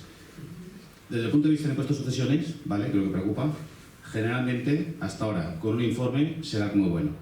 El valor que utilizamos siempre como referencia suele ser el valor neto contable, que es el que está establecido con carácter general, salvo supuestos muy excepcionales. Y si hay una valoración, se admite, ¿de acuerdo? El pacto sucesorio, la transmisión de sucesiones. Si transmitimos participaciones sociales, el juego de valor de referencia, aunque sean inmuebles que estén en la sociedad, no entra. ¿Por qué valor de referencia solo para inmuebles? Un tema de simplificación. Es decir, transmisiones de inmuebles, hay, pues, el 98% de las herencias tienen un inmueble, ¿de acuerdo? Herencias que solamente tengan activos financieros, muy pocas, ¿de acuerdo? Herencias que tengan activos financieros y inmuebles no llega a un 25%.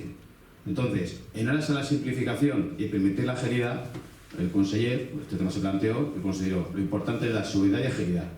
Pero bueno, pues hay esta pequeña norma que tiene que tener, pensemos que es un impuesto cedido. Y en el impuesto cedido, la comunidad autónoma no puede legislar base imponible.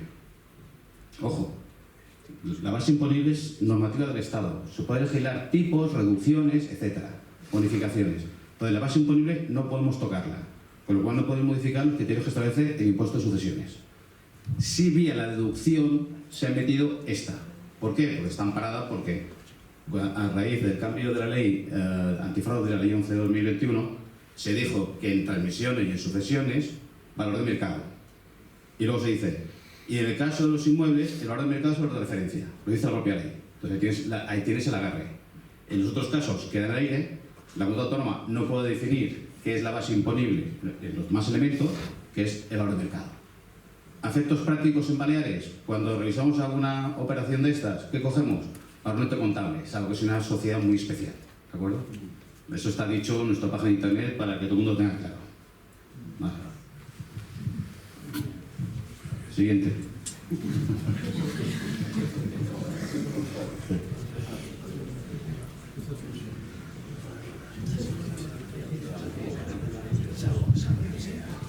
Sí, gràcies per l'explicació i per tota la informació que ens ha donat. No sé, hablo en castellano.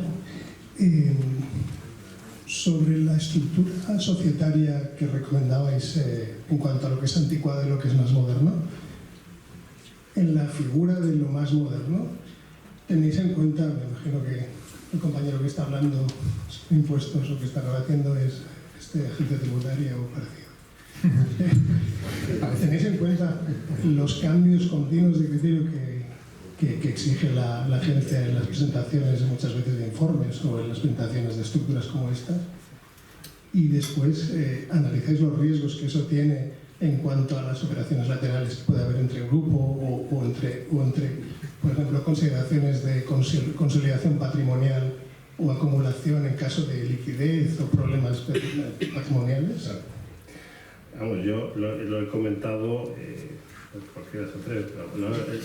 lo he comentado en el sentido de decir, esto lo dice la normativa, ¿vale? Lo que pasa es que, como he dicho, esto es una ley que tenía 30 años y sigue habiendo mucha inseguridad jurídica. Entonces, pues, es decir, yo creo que esto es bueno, existe en todos los países de Europa. Es decir, o sea, cuando es exclusivamente por tema fiscal es evidente, pero si es gestión empresarial, eficiencia, etcétera, creo que es bueno. Hay que hacerlo, esto es caso por caso y con un asesor fiscal de primera. Es decir, pero creo que merece la pena estudiarlo y, por supuesto, pues, temas de responsabilidad, temas sucesorios, etcétera. Hay muchas consultas de tributos, pues también acaba de haber una, la que ha preguntado José Manuel, ya la conocía, la empresa familiar. También hay otra que te dice que, bueno, aunque haya una ventaja fiscal, esto no se hace, no es inevitablemente ya ventajas fiscales fuera, entonces no lo sé, es muy, o sea, esto es, o sea, la norma lo permite. Lo único que nos establece un plazo de 2 años, pues oye, si de persona física pasa a una holding, pues es decir, si reparto dividendos o plusvalías en el plazo de 2 años, pues tiene que ir a la persona física que tributaba en este. Entonces, es decir, ese plazo realmente se está ampliando. Mi consejo es, por supuesto, un abogado de primera, que no sea motivo fiscal, que sea todo el ámbito de la empresa, y cualquier reestructuración de esta mínimo 4 o 5 años. Es decir, en Madrid, uno de los clientes nuestros pues tenía un caso muy curioso, y es que pues tenía su asesor fiscal de toda la vida y se le acercaron a un asesor fiscal y dice: oye, ¿usted por qué no tiene una holding? Y la monta. Dice: era una aportación protegida, todo esto no tributa, tal. Y de pronto se cruza, al año y medio, 2 años, se cruza una multinacional holandesa, le compra la empresa. Entonces se le cae todo el castillo, porque además, un poco, es decir, la ley lo que establece son 2 años, pero yo creo que la agencia tributaria, al principio, es decir, 4 años, el plazo de prescripción, es un poco esos criterios internos, empieza además con temas de simulación. No, usted ya sabía que esto, tal. Entonces, creo que es planificación fiscal, que está en la norma, que no debe ser por motivos fiscales, que hay que considerar todo el entorno, como bien dice la familia, temas accesorios, temas de responsabilidad, etcétera, pero que está ahí en la normativa.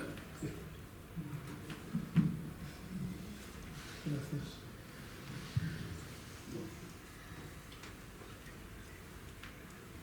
¿Alguna pregunta más?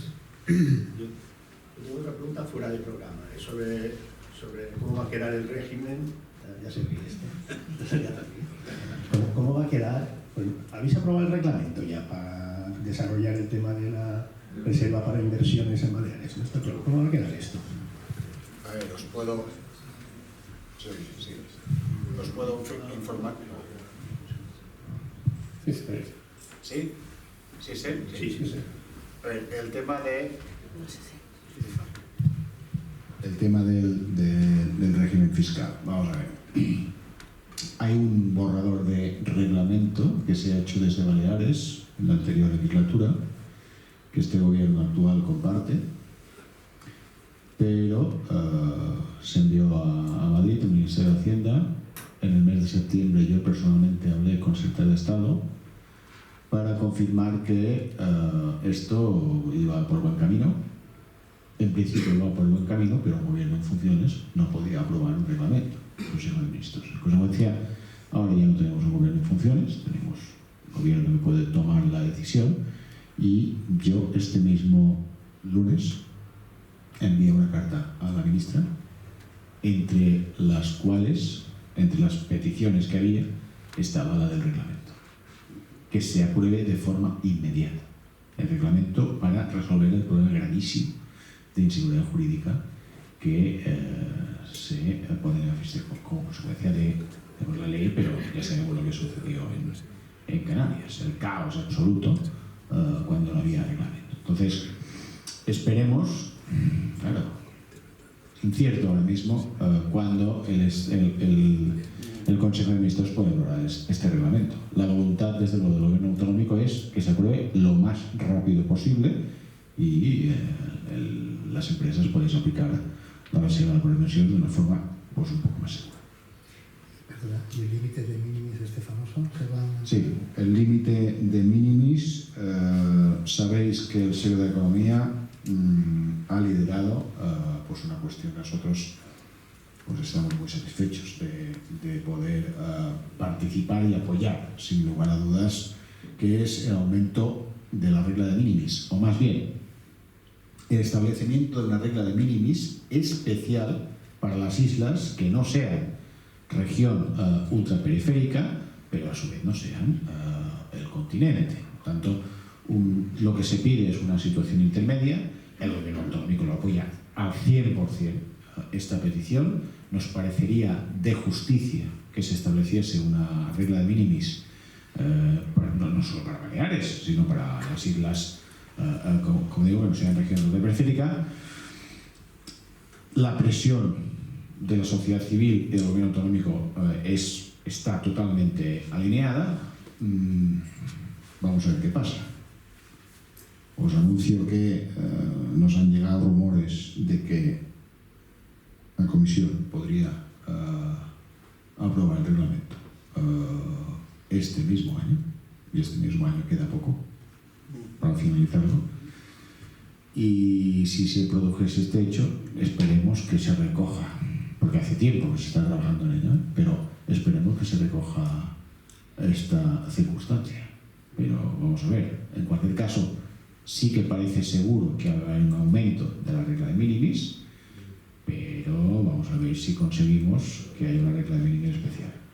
No es fácil, quiero ser sincero, no es fácil conseguir que la Unión Europea tenga en cuenta esta peculiaridad. No es fácil, lo vamos a seguir intentando, vamos a presionar al máximo. No habrá ni un solo día que vayamos al Ministerio de Hacienda que a la ministra yo personalmente no se lo diga, claramente, pero vamos a ver qué pasa.